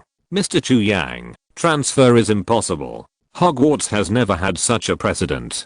Dumbledore first corrected Chu Yang's attitude, and then said to Snape, "Although Chu Yang used the petrifying spell on those students, we also learned that it was the senior students who started it first. Professor Snape, I think Slytherin needs to strengthen its quality education. It is not a glorious thing for a group of senior students to bully a freshman." The veins on Snape's neck were almost jumping out of anger. He suddenly remembered what he had said to Chu Yang in the potions class not long ago. He didn't expect that the other party would slap him in the face with strength so quickly. It was very loud. It is estimated that all grades in the entire college heard it. Dumbledore held his eyes and said in a deep voice, "The petrifying spell is not a very harmful spell. This matter ends here. If those students have any opinions, you can ask them to come to me. I don't think anyone will be embarrassed. The key point of the whole thing is that those senior students started it first." Therefore, no one can accuse Chu Yang of self-defense. Snape could only accept the result of being slapped in the face by Chu Yang and hurriedly left. Chapter 50 Newcomers arrive. After Snape left, Dumbledore let out a long sigh and complained, "I remember you promised me to be quiet last night." Chu Yang thought for a long time, but couldn't remember when he promised Dumbledore to be quiet, but seeing the old man's unfriendly look, he nodded quickly and offered his sincere apology. Dumbledore, who was frowning, suddenly eased up a lot and asked slowly, "First year students should not have taken spells class yet. Where did you learn spells? You actually defeated the senior students, which is beyond my expectation." The group of students who lost to Chu Yang, Marcus and Harper were both 5th year students, and the other students will graduate in the 7th grade at most. After knowing Chu Yang's performance, even Dumbledore, who was used to the ups and downs, couldn't help showing a surprised expression. Tom Riddle, also known as Voldemort, didn't behave as exaggeratedly as Chu Yang when he was in the 1st grade. Principal Dumbledore, I used all the living expenses sponsored by the school to buy books. Chu Yang showed a shy smile. My suitcase is filled with spell books for 7 academic years. 7 academic years of books. Dumbledore was a little unbelieving and a little emotional, although I admire your eagerness to learn. I must remind you that the textbooks at Hogwarts are not static. This mainly depends on your teachers. The books you bought may only be regarded as extracurricular reading materials. Chu Yang was silent for a while and said frankly, "It doesn't matter, it never hurts to read more books." Dumbledore nodded with relief and said, "Well said, the power of wizards comes from knowledge, and magic is second. Many adult wizards can't figure this out." Then, Dumbledore asked Chu Yang to show the spells he had mastered. Except for some spells that were inconvenient to demonstrate, Chu Yang used most of the spells recorded in elementary spells one by one. In addition to being surprised, Dumbledore's expression gradually became solemn. A talented student would make the teacher happy, but also make the teacher worry that he would go astray. Dumbledore reminded Chu Yang, "You have already felt the power of the spell and understood the profound power of magic, so you have to use it more carefully. Remember, you said correctly." Chu Yang nodded, and Dumbledore almost told him not to become the next Dark Lord. "Well, you can go back. Don't forget to go to the auditorium for lunch." Dumbledore waved his hand and signaled Chu Yang to leave. The heavy wooden door made a teeth-grinding sound.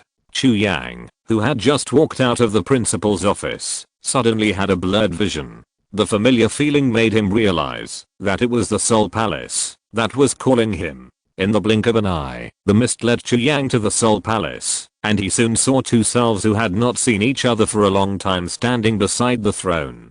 Beside them, Chu Yang saw a new self. The 4 people naturally gathered together, and after touching each other, they began to share the memories and power of this period of time. Chu Yang, who shared the memory, looked at the new self in surprise. Chu Yang, the latest to join the Soul Palace, comes from the world of Demon Slayer. Demon Slayer, Chu Yang said with lingering fear, "You don't know how scary it is there. I live alone in the mountains. After dark, I dare not go out at all. The day before entering the palace, I happened to meet a demon. If the Demon Slayer Corps hadn't arrived in time, I would have died long ago." Pirate Chu Yang asked curiously, "Where are you now?"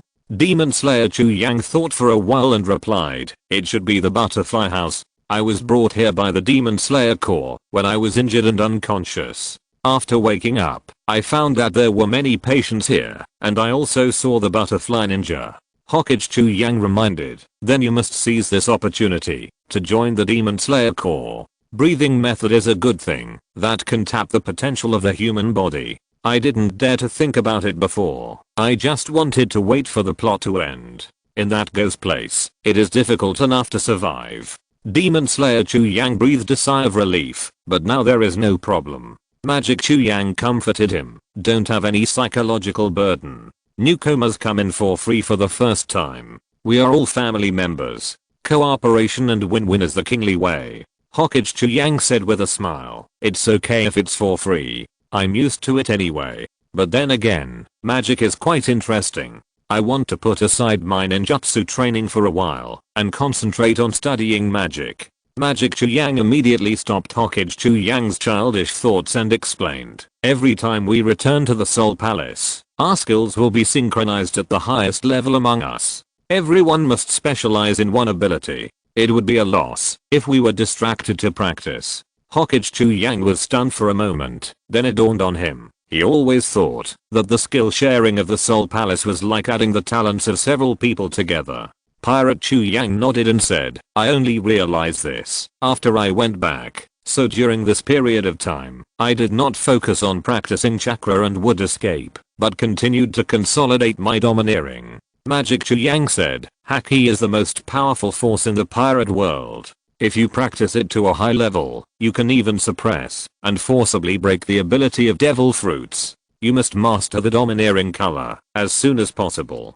Pirate Chu Yang shook his head and said, I know, but the domineering color is innate. I may not have it. Magic Chu Yang retorted, for others, it may be innate, but for us, it is just a matter of numbers. It doesn't work now, but it doesn't mean it won't work in the future. What you have to do is to find a master who is proficient in domineering color and feel the power of domineering color. Pirate Chu Yang felt that what Magic Chu Yang said made sense and began to think about the domineering color masters he could contact in the near future.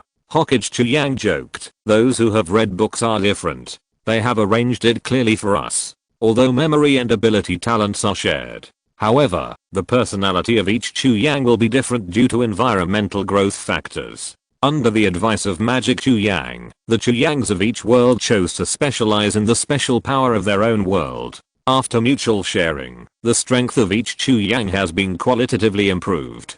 The fog appeared on time and took them back to their respective worlds. Pirate World. After staying in the Sun Pirates for several months, Chu Yang gradually adapted to the life of a pirate.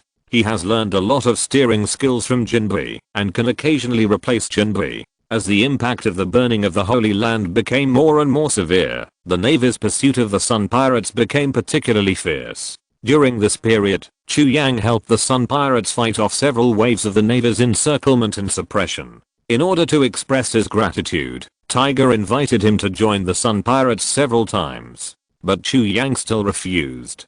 Tiger has his own goals. The direction of the Sun Pirates is determined by Tiger, and Chu Yang also has his own way to go, which means that he is destined to be unable to integrate here. End of this chapter. Thank you very much for reaching the end. Don't forget to like. Looking for more exclusive content and immediate access? Subscribe to our Patreon. Remember, every like, subscription, or donation encourages us to continue. Thanks to everyone. See you in the next video.